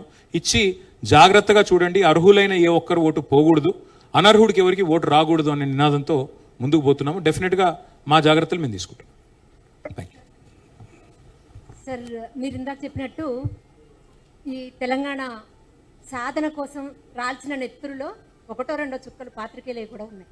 ఎందుకంటే అమరవీరులు కాకపోయినప్పటికీ తెలంగాణ పోరాటంలో ముందు బాగా నిలిచి పోరాడింది వాళ్ళు, అంటే ఉద్యమకారులకు అండగా నిలిచింది కూడా ఖచ్చితంగా పాత్రికేయులే. అయితే మీ ఈ సుదీర్ఘ కాలంలో పుష్కర కాలంలో అత్యంత నిర్లక్ష్యానికి గురైంది కూడా జర్నలిస్టులు. అది నేను అంటున్న మాట కాదు, మొత్తం యావత్ జర్నలిస్ట్ సమాజం అంటున్నటువంటి మాట. దీన్ని మీరు ఎప్పుడైనా సమీక్షించుకున్నారా? దాంతో పాటు ఫస్ట్ ఆఫ్ ఆల్ నేను మీతో ఏకీభవించను. ఒక నిమిషం. ఫస్ట్ ఆఫ్ ఆల్ నేను మీతో అసలు ఏకీభవించను. 100 కోట్ల రూపాయలు బడ్జెట్లో పెట్టిన ఒకే ఒక్క నాయకుడు జర్నలిస్ట్ సంక్షేమానికి కేసీఆర్. రెండవది, గుజరాత్లో లేని అక్రెడిటేషన్ కార్డులు భారతదేశంలో ఎక్కడ లేని విధంగా అక్రెడిటేషన్ కార్డులు 18,000 ఇచ్చింది కేసీఆర్. కరోనా అప్పుడు ఈ దేశంలో ఏ జర్నలిస్ట్కి ఏ ప్రభుత్వం సహకరించలేదు, కేవలం కేసీఆర్ గారి ప్రభుత్వం మాత్రమే. ఇవాళ భారతదేశంలో ఎక్కడైనా ఒక జర్నలిస్ట్ చనిపోతే పెన్షన్ ఇచ్చే సౌకర్యం ఈ దేశంలో ఎక్కడా లేదు. ఒక్క కేసీఆర్ గారి ప్రభుత్వం పెట్టిన నిధుల వల్ల ఇక్కడ మాత్రమే ఉంది. మీకు ఎందుకు నిర్లక్ష్యం జరిగిందని ఎందుకు అనిపిస్తుందో నాకైతే అర్థం కావట్లేదు. అమ్మా, హెల్త్ కార్డ్స్ కూడా ప్రభుత్వ ఉద్యోగులతో సమానంగా మీకు హెల్త్ కార్డులు ఇచ్చింది కేసీఆర్ ప్రభుత్వం. ఇప్పుడు ఇక్కడ కూర్చున్న వాళ్ళు కూడా చాలా మంది వాడుకునే ఉంటారు. నేనేమంటున్నా అంటే దయచేసి బటగల్స్ మీద వేసేయకండి, జనరల్ స్వీపింగ్ రిమార్క్స్ చేయకండి. ఒకటి, ఏమన్నా ఒక ఇళ్ల స్థలాల విషయంలో మీకు అసంతృప్తి ఉంటే ఉండొచ్చు. నేనేమంటున్నాను, ఇప్పుడు న్యాయస్థానాల్లో వివాదం జరుగుతూ ఉంది, కొనసాగుతూ ఉంది. మేమేం చేయాలి? ఇప్పుడు మీరు రాయమంటే నేను ఇక్కడ ఉత్తరం రాసి ఇచ్చిపోతా, ఆయన ఎక్కడిస్తారో ఇవ్వమనండి. కానీ ఫ్యూచర్ సిటీ, ఆ ఫ్యూచరే లేని నాయకుడు ఫ్యూచర్ సిటీ కడతా అంటే మీరు దాన్ని నమ్మితే నిర్ణయం చేయమంటారు? ఆయనకే ఫ్యూచర్ లేదు, తుమ్మితో ఊడిపోయే ముక్క ఆయన పదవి. రేపు రాహుల్ గాంధీ కోపం వస్తే రేపు సాయంత్రం ఉద్యోగం పొద్దు ఆయనది. కాబట్టి ఆయన ఏదో నేను ఫ్యూచర్ సిటీ అంటే మీరు దానికి భ్రమపడితే, జర్నలిస్ట్ మిత్రులకు కూడా నా ప్రార్థన, జర్నలిస్టులకి ఇస్తాడంటే స్థలాలు, పక్కనే జూ పార్క్ ఇస్తాడంటే ఇంకా ఆయన ఏమనాలి? నేను అర్థం చేసుకోండి మీరు కూడా, అంతకంటే ఎక్కువ చెప్పడం బాగోదు. కవిత గారు, కవిత బిలేటెడ్ హ్యాపీ బర్త్డే అమ్మా. మీరు ఒక మాట చెప్పారు, 2 సార్లు మేమే రాబోతున్నాము అనేది ఒక మాట అన్నారు. నెక్స్ట్ మేమే వస్తున్నాము, కార్యకర్తలు కూడా నమ్మకం ఉంది, 100కి పైగా స్థానాలు మేము వస్తామన్నప్పుడు మిలిటెంట్ పోరాటం చేయాలి అని 90 అన్నాను, మీరు 10 పెంచినందుకు ధన్యవాదాలు. సారీ, మిలిటెంట్ పోరాటం చేయాలి అన్న బాల్కా సుమన్ అదే టైంలో ఇంకొక మాట కూడా అన్నారు, మేము రైతుల కోసం ధర్నా చేస్తే 100 మందిలో 5 మాత్రమే రైతులు ఉన్నారు, మిగతా అంతా బీఆర్ఎస్ కార్యకర్తలే ఉన్నారు అనేటువంటి మాట. అక్కడ డౌట్ఫుల్ గా ఉందా, నమ్మకం లేదా అనేది ఒకటి. Not at all. I'll tell you one simple thing. ప్రజలు కూడా కొన్ని విషయాల్లో ఎంత క్లారిటీగా ఉంటారంటమ్మా. తెలుగులో సామెత ఉంది, నేను ఆ మాట ఇప్పుడు ఇక్కడ చెప్తే బాగుండదు, మళ్ళీ మీరు తర్వాత నన్ను ఇంకో వేరే రకంగా ఇది అనుకుంటారు. ప్రజలైనా ఎవరైనా ఇప్పుడు పళ్ళుండే చెట్టుకే రాళ్ళు పడతాయి. సో చేసే వాళ్ళని అడుగుతారు పని, చేయని వాళ్ళని అడగరు. ఇప్పుడు రేవంత్ రెడ్డికి చెప్పినా ఒకటే, దున్నపోతు మీద వానబడ్డట్టు తప్ప ఆయనకి చెప్పినా వేస్ట్ అని చెప్పి వదిలేశారు. ఈయన చెయ్యడు, అన్ని అడ్డగోలు మాటలు చెప్పి అధికారంలోకి వచ్చాడు. ఈయన చెయ్యడు, ఈయనకి ఇంట్రెస్ట్ లేదు, ఇంటెంట్ లేదు, అన్నిటికీ మించి కమిట్మెంట్ అంతకంటే లేదు. తెలంగాణ సొయ్యి లేదు, తెలంగాణ ప్రేమ లేదు. ఇది ఇవాళ తెలంగాణ ప్రజల్లో అందరికీ అర్థమైంది. ఆయన ఒక్కరిని మోసం చేయలేదు తల్లి. రైతులు 70 లక్షల మంది ఇవాళ బాధపడుతున్నారు. వడ్లు కొంటలేడు, మక్కలు కొంటలేడు, ఏది కొంటలేడు, ఆగమాగం అవుతున్నారు. కానీ రోడ్ ఎక్కితే ఎర్రటి ఎండ, కూర్చోవాలి. రేవంత్ రెడ్డికి పోయేది ఏం లేదండి, వడదెబ్బ అని తప్పించుకొని వెళ్ళిపోయాడు సగం స్పీచ్లని. కానీ రైతులు అట్లా కాదు కదా పాపం, అదే కుప్పల కాడ అట్లే కాపలా ఉంటున్నారు. వడదెబ్బ అయినా ఏ దెబ్బ అయినా అన్నీ ఉన్నారు. కానీ యుద్ధం చేయాల్సి వచ్చినప్పుడు తెలంగాణ చేస్తుందమ్మా. Telangana knows when to respond, Telangana knows when to revolt, Telangana knows when to teach a befitting lesson. So Suman ఏదో అన్నాడు, ఇంకో ఆయన ఎవరు అన్నారు, అదన్నీ పట్టించుకోకండి. 100% తెలంగాణకు ఆ చైతన్యం ఉంది, ఆ జ్ఞానం ఉంది. ఎప్పుడు స్పందించాలి, ఎలా స్పందించాలి, ఎలా బుద్ధి చెప్పాలి. రేవంత్ రెడ్డికి, కాంగ్రెస్కి ఇంకొక 15-20 ఏళ్ల పాటు రేవంత్ రెడ్డి గారు కాంగ్రెస్ని తెలంగాణలో బొందబెట్టిపోతాడు. నేను చెప్తున్నా, ఈరోజు గుర్తుపెట్టుకో. Today is 3rd June 2026, గుర్తుపెట్టుకోమ్మా. 15-20 ఏళ్ళు మళ్ళీ కాంగ్రెస్ని ఇక్కడ నాశనం చేసి బొందబెట్టిపోతాడు రేవంత్ రెడ్డి, గుర్తుపెట్టుకో. ఇంకో క్వశ్చన్, కేసీఆర్ ఎందుకు కనిపించలేదు? కేసీఆర్ అసలు మాట్లాడలేదు. కేసీఆర్ కనబడకపోయినా రేవంత్ రెడ్డి గారు ఎక్స్పెక్టెడ్ దట్ ఒక మెసేజ్ ఏదో ఒకటి వస్తుందేమో, మాట్లాడతారేమో అనుకున్నాం. కవితమ్మ, కేసీఆర్ గారు ఎక్కడ కనబడాలో అక్కడ కనబడుతున్నారు. ప్రతి నీటి బొట్టులో కేసీఆర్ కనబడుతున్నాడు. ఇవాళ మా ఆడబిడ్డలకి ఇంటింటికి వచ్చే మిషన్ భగీరథ ద్వారా ప్రతి చుక్క నీటి బొట్టు ఏదైతే ఇవాళ గోదావరి కృష్ణా నీళ్ళలో పొలాలకు వస్తున్నాయో వాటిలో కేసీఆర్ కనబడుతున్నాడు. ఎక్కడ కేసీఆర్ కనబడాలో అక్కడ కనబడతాడు. అమ్మ మా గుర్తు కారు, మాకు ఎప్పుడు గేర్ మార్చాలో మాకు తెలుసు. మా నాయకత్వం, మా పార్టీ, మా సార్ తయారు చేసిన నాయకులు, మా స్థాయి చాలు రేవంత్ రెడ్డి గారికి. కేసీఆర్ గారు ఇప్పటికిప్పుడే అవసరం లేదు. ఆయన మా తురుపు ముక్క. ఆయన ఎప్పుడు రావాలో, ఎలా రావాలో, ఏం చేయాలో ఆయన నిర్ణయించుకుంటారు. ఆయన టైంకి వస్తారు. చెప్పాను కదా, he's the OG of Telangana. OG అన్నప్పుడు ఓజీ లాగానే ఉండాలి. సురేష్ రామన్న, నిన్న పవన్ కళ్యాణ్ ఎపిసోడ్ వెనకాల చంద్రబాబు గాని మోడీ ఉన్నారని చెప్పేసి కూడా మాట్లాడుతున్నారు. సో మోడీ గతంలో హైదరాబాద్కి వచ్చినప్పుడు కూడా పవన్ కళ్యాణ్ నేనైతే రేవంత్ రెడ్డి ఉన్నాడు అనుకుంటున్నా బ్రదర్. ఆయన పరిపాలన వైఫల్యాల నుంచి ఏమైనా దృష్టి మళ్లించేదానికి ఆయన వాడుకుంటున్నాడేమో తెలియదు. కానీ ఒకటి మళ్ళీ దాని గురించి వద్దు. నేను చెప్పే కాడికి చెప్పాను. తెలంగాణని గౌరవించి, అభిమానించి, ప్రేమించే వాళ్ళు ఇక్కడ పోటీ చేస్తే ప్రజలు ఆదరిస్తారు. లేకపోతే ఏం జరగాలో అదే జరుగుతుంది. ప్రజలు విఘ్నులు, గొప్పవాళ్ళు, వాళ్ళు నిర్ణయం తీసుకుంటారు. Mahesh, times of India. Mahesh,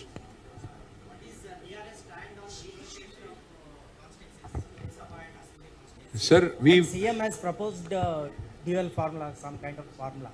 So what is your... Well, I've said this before, I'll say it again. Revanth Reddy is a hybrid CM of BJP and Congress. So he will only propose hybrid models. All I will tell you, Mahesh Bhai, is 24% is the current representation of South India in Parliament, in Lok Sabha. Our demand is very straightforward. Please keep it intact. And the reason why I'm talking of South India, not just Telangana alone, is because South practiced family planning much better than the rest of the country. You cannot penalize the South of India just because we have done something that the government of India had asked us to do. So, if you want to cut down this representation from 24% to whatever, that will not at all be acceptable. Keep it intact, maintain it the same. 24% पे अगर आपको delimitation करना है, that is okay for us.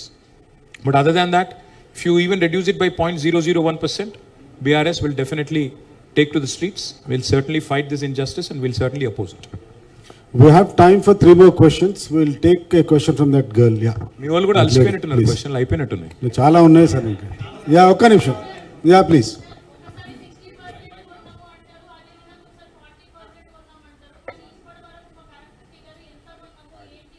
Madam, మీరు జర్నలిస్టా? మీరు party కార్యకర్తనా?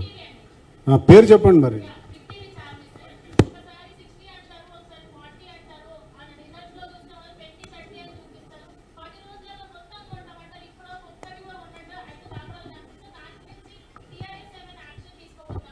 This is a big accusation. Listen, ఇప్పుడు మే 6 తారీఖు నాటికి నా క్లిప్పింగ్ ఉంది. ఇప్పుడు నీకు అన్ని ఎందుకు తీయాలని తీయట్లేదు. 6th May 2026 నాడు ఉత్తమ్ కుమార్ రెడ్డి గారు ఏం చెప్పారంటే, civil supplies minister, 90 lakh metric tons కొనుగోలు చేస్తాము ధాన్యం అని చెప్పారు. నిన్నగాక మొన్న 29th May రోజు ఉత్తమ్ కుమార్ రెడ్డి గారి స్టేట్మెంట్ ఏంటంటే, లేదు మేము 90 లక్షలు కొనము, 75 లక్షలు కొంటామన్నారు. సో ఆల్రెడీ 15 లక్షలు ఆల్రెడీ కటింగ్ పెట్టేసిండు. యాక్చువల్గా అమ్మా, నేను ఆనెస్ట్ చెప్తున్నాను, నేను కూడా జిల్లాలు తిరుగుతున్నాను, చాలా వరంగల్ తిరిగాను, సంగారెడ్డి తిరిగాను, సిరిసిల్ల, కరీంనగర్ కూడా పోయినా. ఎక్కడ పోయినా ఇవాళ రైతుల మీద నాకు ఒకటే అర్థమైంది, వాళ్ళ కుట్ర. ఏ పరిస్థితుల్లో కూడా వాళ్ళు ధాన్యం కొనే మూడ్లో లేరు. ధాన్యం కొంటే ఏమవుతుంది? ఎంఎస్పీ ఇవ్వాలా, 2400 ఇవ్వాలా. రెండోది ఏంది? బోనస్ ఇవ్వాలా, 500.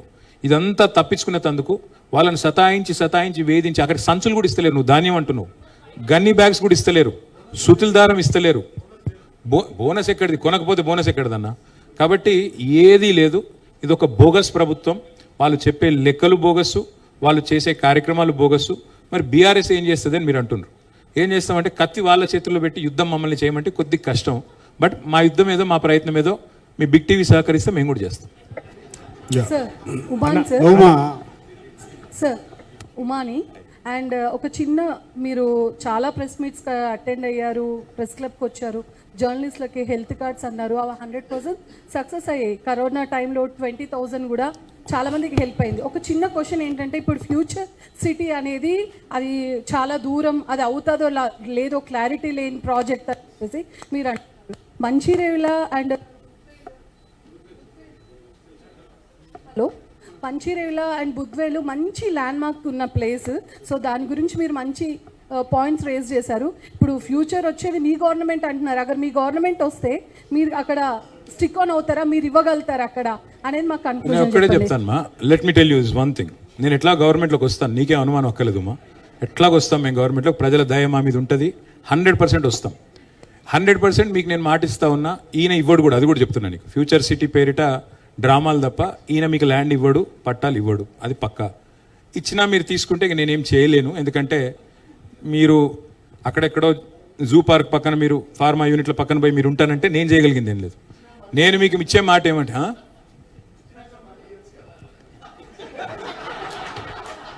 ఇచ్చినాక మళ్ళీ ఇవ్వచ్చా? ఇది మాకు తెలియదు. ఈ స్కీమ్ ఏదో 1 for 2 స్కీమ్ నాకు తెలియదు. సరే, మీ గవర్నమెంట్ వచ్చాక మీరు ఇళ్ళ స్థలాలు ఇస్తారన్నారు. మీతోనే ఒక కమిటీ వేస్తాను, నేను మాటిస్తున్నా మీకు ఈరోజు. June 3rd, 2026 let us form a joint committee of the government and the press club and me media academy ఉంటే మీడియా అకాడమీ వేసి I will let you decide this place. మీరు డిసైడ్ చేసిన తర్వాత మీరు ఎంపిక చేసిన స్థలంలో ఇస్తాం, ఇక అది పక్కా. Okay, thank you. అన్న కరుణాకర్ 10 TV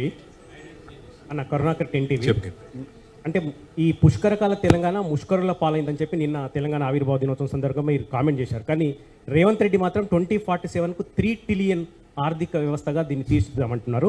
రెండోది, మీరేమో కాంగ్రెస్ ప్రభుత్వ సినిమా ఇంటర్వెల్తోనే ఫెయిల్ అయిపోయింది అంటున్నారు. ఆయన సీక్వెల్ ఉంది అంటున్నారు 2034 వరకు. బ్రదర్, ఇప్పుడు 3 trillion, నేను ఈ మాట అంటే మళ్ళీ నాకు అహంకారం అంటారు, అదో బాధ అయిపోయింది ఇప్పుడు నాకు. 3 trillion ఎన్ని సున్నాలు ఉంటాయో రేవంత్ రెడ్డి గారు చెప్తే నేను ఇప్పుడే రాజకీయాలకు వెళ్ళిపోతా. తెలియదు పెట్టదు, ఎవడో రాసిచ్చింది చదివితే సదిపోసమ్ముడు. నేను ఇంకోటి చెప్పేది ఏమంటే, నేను అసెంబ్లీలో అడిగా, 1 కోటి మంది మహిళల్ని కోటీశ్వరులు చేస్తామన్నారు. 1 కోటి మందిని, ఒకరిద్దరిని కాదు. రేవంత్ రెడ్డి గారు చెప్పిన మాట హామీ ఒకసారి కాదు 50 సార్లు చెప్పారు ఆయన. 1 కోటి మంది కోటీశ్వరులు అయితే అదే 100 trillion అయితే స్వామి. మరి అప్పుడు 3 trillion వెళ్ళింది. $100 trillion ఎకానమీ రేవంత్ రెడ్డి గారు 1 కోటి మందిని కోటీశ్వరులు 2029 లోపల చేస్తే అయిపోద్ది కదా. దానికి 2047 ఎందుకు? అప్పుడు ఎవడు బతుకుంటాడో ఎవడు చేస్తాడో ఎవడికేం తెలుసు. ఇక 2034 అంటున్నారు కదా మీరు. నిజంగా రేవంత్ రెడ్డికి ఆ ధైర్యం ఉంటే ఇప్పుడు రాజీనామా చేసి రమ్మను.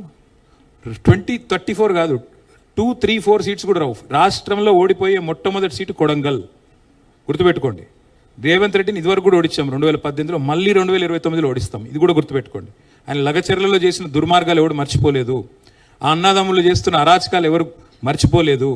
ముమ్మాటికి 2034 కాదు కదా, 29 తర్వాత ఒక్కరోజు కూడా రేవంత్ రెడ్డి గారు, 28 తర్వాత ఒక్కరోజు కూడా వాళ్ళ అధికారంలో ఉండరు. ఇది చూడండి మీరు.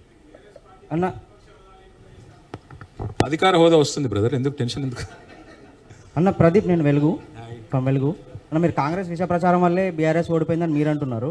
బట్ 10 ఏళ్లలో పాలన అంత మంచిగా ఉన్నప్పుడు ప్రజలు ఇచ్చిన తీర్పుని, వాళ్ళ విచక్షణని మీ ప్రకారం అది అవమానించినట్టు కాదా?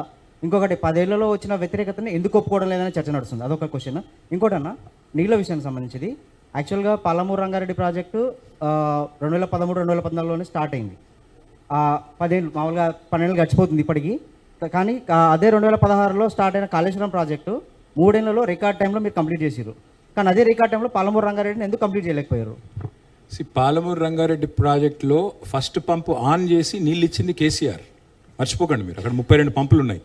నార్లాపూర్లో పంపు ఆన్ చేసి నీళ్లు చూపెట్టి నీళ్ళు ఇచ్చి, మహబూబ్నగర్ జిల్లా మీది కాదా, పాలమూరు మీద ప్రేమతో అడిగినావా?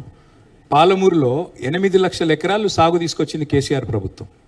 రన్నింగ్ ప్రాజెక్టులుగా పెండింగ్ ప్రాజెక్టులను మార్చి బ్రహ్మాండంగా ఉన్న ప్రాజెక్టులన్నింటినీ రన్ చేసి 8 లక్షల ఎకరాలు. మీ నల్గొండ అన్నారు కదా, మీది నల్గొండ జిల్లా today is the largest producer of paddy in entire Telangana. ఒకప్పుడు కరీంనగర్ ఉండేది, వాళ్ళ Nalgonda is the number 1 in paddy production in Telangana. అది చేసింది కేసీఆర్. ఎందుకు? మీ కోదాడకి, మీ సూర్యాపేటకి, మీ తుంగతుర్తికి, టెయిలెండ్ గ్రామాలు ఏవైతున్నాయో వాటికి కూడా కాళేశ్వరం నీళ్లు తీసుకొచ్చింది కేసీఆర్ ప్రభుత్వం. కాబట్టి నేను అనేది ఏంటంటే, పాలమూరైనా, నల్లగొండ అయినా, ఏ ప్రాంతమైనా, ఖమ్మమైనా, ప్రతి డిస్ట్రిక్ట్ మీద ప్రేమతోనే పనిచేసినాం. కొన్ని చోట్ల సాంకేతిక సమస్యలు ఉండొచ్చు, కొన్ని కోర్టు సమస్యలు ఉండొచ్చు, ఇంకోటి ఉండొచ్చు, ల్యాండ్ అక్విజిషన్ ఇష్యూస్ ఉండొచ్చు కాక. ప్లస్ 3-4 పెద్ద ప్రాజెక్టులు చేసేటప్పుడు సహజంగానే ఒకటి కొద్దిగా ముందు పోతుండొచ్చు, ఒకటి కొద్దిగా వెనుక అవుతుండొచ్చు. కానీ పాలమూరు రంగారెడ్డి పథకం కూడా 90% మేము పూర్తి చేశాము. పంపు ఆన్ చేసి నీళ్లు చూపెట్టాము. 2.5 years అయింది. మరి మామగారు పేరు పెట్టుకున్నాడు కదా, జైపాల్ రెడ్డి గారి పేరు, ఎందుకు పూర్తి చేస్తలేడు? చేయమనండి, వెంటనే ఫాస్ట్గా పూర్తి చేసి నీళ్ళు ఇమ్మనండి. మేము వద్దంటున్నామా? ఇక మీరు అడిగిన మొదటి ప్రశ్న, ప్రజల విచక్షణని మేమేదో అవమానిస్తున్నామని. ఎందుకు అవమానించాం బ్రదర్? నేను ఎక్కడ అవమానించాను? ఏం చెప్పాను నేను? కాంగ్రెస్ చెప్పిన దొంగ మాటలు కొంతమంది నమ్మారు అన్నాను. ముమ్మాటికి అంటున్నాను, నేనన్నం కాదు, ప్రజలు అంటున్నారు. అయ్యో ఈ దొంగల మాటలు నమ్మాము. ప్రజలు మీరు చూడండి, సోషల్ మీడియాలో వీళ్ళకు ఓటేసి తప్పు చేశాము అని చెప్తున్న ప్రజలు ఎంతమంది ఉన్నారో మీరు చూడండి. నేను అదే చెప్పాను, వాళ్ళను టంకిస్తూ చెప్పాను. ప్రజలు బాధపడుతున్నారు, కాంగ్రెస్కు నమ్మి ఓటేసినందుకు బాధపడుతున్నారు అని చెప్పాను. దాన్ని అవమానించడం ఏముంటుంది? ఇంకోటి వ్యతిరేకత అంటారా? వ్యతిరేకత అందరి మీద వస్తుంది బ్రదర్. ఇప్పుడు ఎవరు దేవుడు కాదు, మరి మానవ ప్రయత్నం మనం చేస్తాము. చేసిన తర్వాత కొన్నిసార్లు ఫలితాలు వస్తాయి, కొన్నిసార్లు రావు. 14లో గెలిచాము, 18లో గెలిచాము, 23లో వి లాస్ట్ బై విస్కర్, ఒక వెంట్రుక వాసి తేడాతో ఓడిపోయాం. దానికి మేమేం బాధపడట్లేదు. బాధ ఎక్కడ అనిపిస్తుంది అంటే ఈ దుర్మార్గులు మొత్తం తెలంగాణను భ్రష్టు పట్టిస్తుంటే బాధ అనిపిస్తుంది, అంతకంటే ఏంటి. యాకే స్వామి,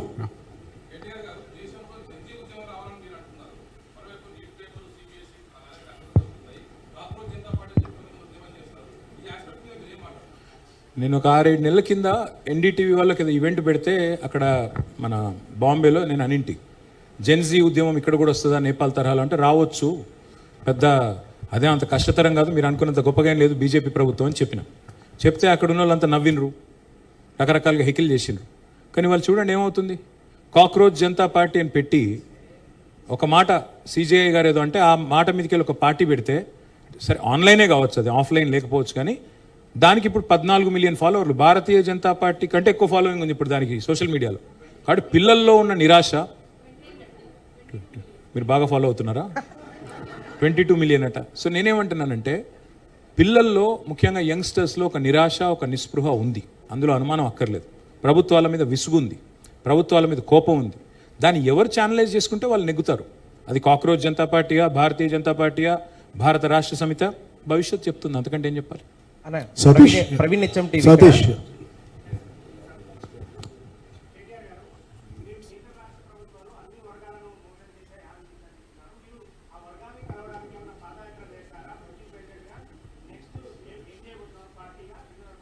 మీకు క్వశ్చన్లు అయిపోయినట్టున్నాయి, అందుకే నేను లాస్ట్ టైం చెప్పాను బ్రదర్, మళ్ళీ చెప్తున్నాను. నెక్స్ట్ ఇయర్ చేస్తాను పాదయాత్ర. ఈ లోపల కొద్దిగా ఫిట్ అయిదామని చూస్తున్నా సతీష్ నీలాగా. ఫిట్ అయ్యి నెక్స్ట్ ఇయర్ పాదయాత్ర స్టార్ట్ చేస్తాను. నెక్స్ట్ ఇయర్ ఎప్పుడు అనేది పార్టీ నిర్ణయిస్తుంది. బట్ 2027లో డెఫినెట్గా పాదయాత్ర చేస్తాను. ఎక్కడి నుంచి ఎక్కడికి, ఎప్పుడు ఏ టైమ్స్ చేయాలి, ఇవన్నీ కూడా పార్టీలో మిగతా పెద్దలందరితో కూడా మాట్లాడి డిసిషన్ తీసుకుంటాం. Thank you. అమర్ గారు క్వశ్చన్స్ అయిపోయినాయి అన్నారు కాబట్టి లైటర్ విన్లో సార్ చెప్పండి. మీకు అహంకారం అనుకుంటున్నారు అంటున్నారు కదా, ఎప్పుడన్నా ఆలోచిస్తారా మరి ఎందుకు అనుకుంటున్నారు ఇట్లా జనాలని? డెఫినెట్గా అనుకుంటా సార్, ఎందుకంటే కొన్ని మ్యానుఫ్యాక్చరింగ్ డిఫెక్ట్స్ ఉంటాయి. నాకు బాడీ లాంగ్వేజ్ ప్రాబ్లమ్, ఎందుకంటే నాకు ఎక్కువ చెప్తుంటారు మిత్రులు నవ్వుతూ మాట్లాడండి. నాకు అట్లా లేని నవ్వులు పెట్టుకొని కొద్దిగా పనిచేయడం కష్టం. కడుపులో కత్తులు పెట్టుకొని పెదవుల మీద చిరునవ్వులు పెట్టుకునే ఆ తెలివితేటలు తెలంగాణ అని కదా, అవి లేవు నాకు. కాబట్టి మేబీ అందుకే అనుకుంటారేమో. అంటే కొన్ని సందర్భాల్లో నిజం నిక్కచ్చిగా చెప్తే కూడా కొంతమందికి నచ్చదు. నేను ఎక్కడ ఏం అహంకారం చూపెట్టాను, పోనీ ఒక ఉదంతం చూపెట్టండి అంటే ఎవరు చెప్పరు, కానీ నీకు అహంకారం ఎక్కువ. అట్లా పర్లేదండి, అలవాటైపోయింది ఇప్పుడు. ఓకే సార్, అయిపోయింది చాలా క్వశ్చన్లు అయిపోయింది. లంచ్ మీటింగ్ ఉంది. లాస్ట్ ఒక క్వశ్చన్ ఒక్క నిమిషం. పొంగులేటి శ్రీనివాస్ రెడ్డి రీసెంట్ గా హైదరాబాద్ నగరంలో బీఆర్ఎస్ గతంలో 1,00,000 డబుల్ బెడ్రూమ్ ఇల్లు కట్టించదని చెప్పేసి కూడా చెప్పిందన్న దానికి మీకు సవాల్ విసిరాలి. ఒక సవాలు, హైదరాబాద్ లో అంతకంటే ఎక్కువ ఇల్లు కూడా కట్టించేదానికి సంబంధించి కూడా కేటీఆర్ సవాల్ ఇస్తున్నాను. వచ్చే ఎన్నికల్లో పోటీ చేయడా చేస్తారా? రైట్, ఇది మీ పొంగులేటి శ్రీనివాస్ రెడ్డి గారు హౌసింగ్ మినిస్టర్ గారు ఇచ్చిన స్టేట్మెంట్. నకరేకల్ ఈనాడు పేపర్, ఇది మళ్ళా నమస్తే తెలంగాణ అనుకునేరు. ఈనాడు పేపరు నకరేకల్లు, ఇది మే 2025 అనుకుంటా. 20 లక్షల ఇందిరమ్మ ఇల్లు ఇచ్చాకే అసెంబ్లీ ఎన్నికల్లో ఓట్లు అడుగుతాం. ఇది పొంగులేటి శ్రీనివాస్ రెడ్డి ప్రకటన, గృహ నిర్మాణ శాఖ మంత్రి. నేను అడుగుతా ఉన్నా, నేను అడగల నిన్ను, ఇంకెవరు అడగల, నువ్వే చెప్పినావు, ఇచ్చి అడుగు. 20 లక్షల ఇండ్లు అన్నావు కదా, కట్టి ఓట్లు అడుగు, లేకపోతే మూసుకొని ఇంట్లో కూర్చో, అంతకంటే ఏం చెప్పమంటావు? Okay, thank you and we'll end the session, but I think as a moderator can I take the last question, sir? Okay, yeah. Thank you. And sir, నాకున్న సమాచారం ప్రకారము మీరు కేటీ రామారావు గారిని నార్త్ ఇండియాలో ఢిల్లీలో బాగా ఆయన ఇమేజ్ పెంచడానికి ఒక ప్రయత్నం బాగా జరుగుతుంది. మీదే సార్? ఎస్, నాకున్న సమాచారం ప్రకారం నార్త్ ఇండియాలో పెద్ద సోర్స్ కూడా, చాలా పెద్ద సోర్స్ అది. So that's what I'm asking. That's what I'm doing. My question is that, so దీని వెనుక ప్రయత్నం వాళ్ళు అనుకుంటుంది ఏంటంటే, ఇది రేవంత్ రెడ్డి కుట్ర లేదు సార్. నార్త్ ఇండియాలో అనుకుంటుంది ఏంటంటే బీఆర్ఎస్ బీజేపీ కలిసి పోటీ చేస్తాయి నెక్స్ట్ సంవత్సరం, నెక్స్ట్ ఎలక్షన్స్లో. సో అప్పుడు కేసీఆర్ గారు ముఖ్యమంత్రి ఉంటారు, ఇంకెవరు ఉంటారో తెలియదు. అప్పుడు కేటీఆర్ గారు రోల్ ఇక్కడ ఉండదు. So he'll go to the centre. So as a part of that, he wants, అంటే మీకున్న ట్రాక్ రికార్డ్ ఐటీ మినిస్టర్ కానీ as a very eloquent speaker. ఇవన్నీ మీకు ఒక నేషనల్ అసెట్గా అన్ని పార్టీలకు, మీ పార్టీ కూడా కలిసి వస్తుంది. సో ఇందులో భాగంగానే మీరు పార్లమెంట్కి వెళ్తారు, అక్కడ ఐటీ మినిస్టర్ కానీ ఇంకా సమ్ యూనియన్ మినిస్టర్లో ఒక పెద్ద రోల్ తీసుకోబోతున్నారు అనేది. అందులో భాగంగానే మిమ్మల్ని నార్త్ ఇండియాలో బాగా ప్రొజెక్ట్ చేయడానికి ఒక ప్రయత్నం జరుగుతుంది అనేది నాకున్న సమాచారం సార్. చాలా పెద్ద సోర్స్ ఇది. సో దీనికి ఏమైనా నిజంగా మీరు ఏమంటారు? ఉంటే నిజం చెప్పండి. నిజమే చెప్తాను, నిజం తప్ప అబద్ధం చెప్పను. మీరు భగవద్గీత ఉంటే తెచ్చిపెట్టండి అనుకుంటుంది. రవికాంత్ రెడ్డి గారి సోర్స్ ఎవరో నాకు తెలియదు, బట్ ఆ సోర్స్ ఎవరైతే ఉన్నారో వారు నిజంగా ఒక సినిమా స్క్రిప్ట్ రాస్తే బాహుబలి కంటే పెద్ద హిట్ అవుతుంది. అసలు బీజేపీ బీఆర్ఎస్ పొత్తు పెట్టుకున్నాయి, నేను పార్లమెంట్ పోటీ చేసిన, గెలిచిన తర్వాత నేను కేంద్ర మంత్రి అయిపోయినా. ఇంతకంటే ఇమాజినేటివ్ స్క్రిప్ట్ ఎవరు రాయలేరు. కాబట్టి ఆ మిత్రుడిని మంచి సినిమా స్క్రిప్ట్ తయారు చేయమనండి, మీరు ప్రొడ్యూస్ చేయండి. ఎవరైనా హీరో కూడా, మీ జర్నలిస్ట్ ఎవరైనా మంచి వాళ్ళని చూసి పెడదాము, సూపర్ హిట్ అవుతుంది. అంటే మీరు సెంటర్ పోయే ప్రయత్నం ఏం లేదా సార్? అంటే ఆలోచన కూడా లేదా సార్? మా పరిధి చాలా చిన్నది, నేను చాలా చిన్న మనిషిని, చిన్న పరిధి. ఈ చిన్న రాష్ట్రమైన తెలంగాణలో ఇక్కడే ఉంటా, మీతోనే ఉంటా. మీకు అభ్యంతరం ఉంటే మీ ప్రెస్ క్లబ్ రాకుండా బయట. నాకే అభ్యంతరం. Thank you very much. నాకు ఒక చిన్న మీటింగ్ ఉంది, దయచేసి. Thank you very much sir. Group photo executive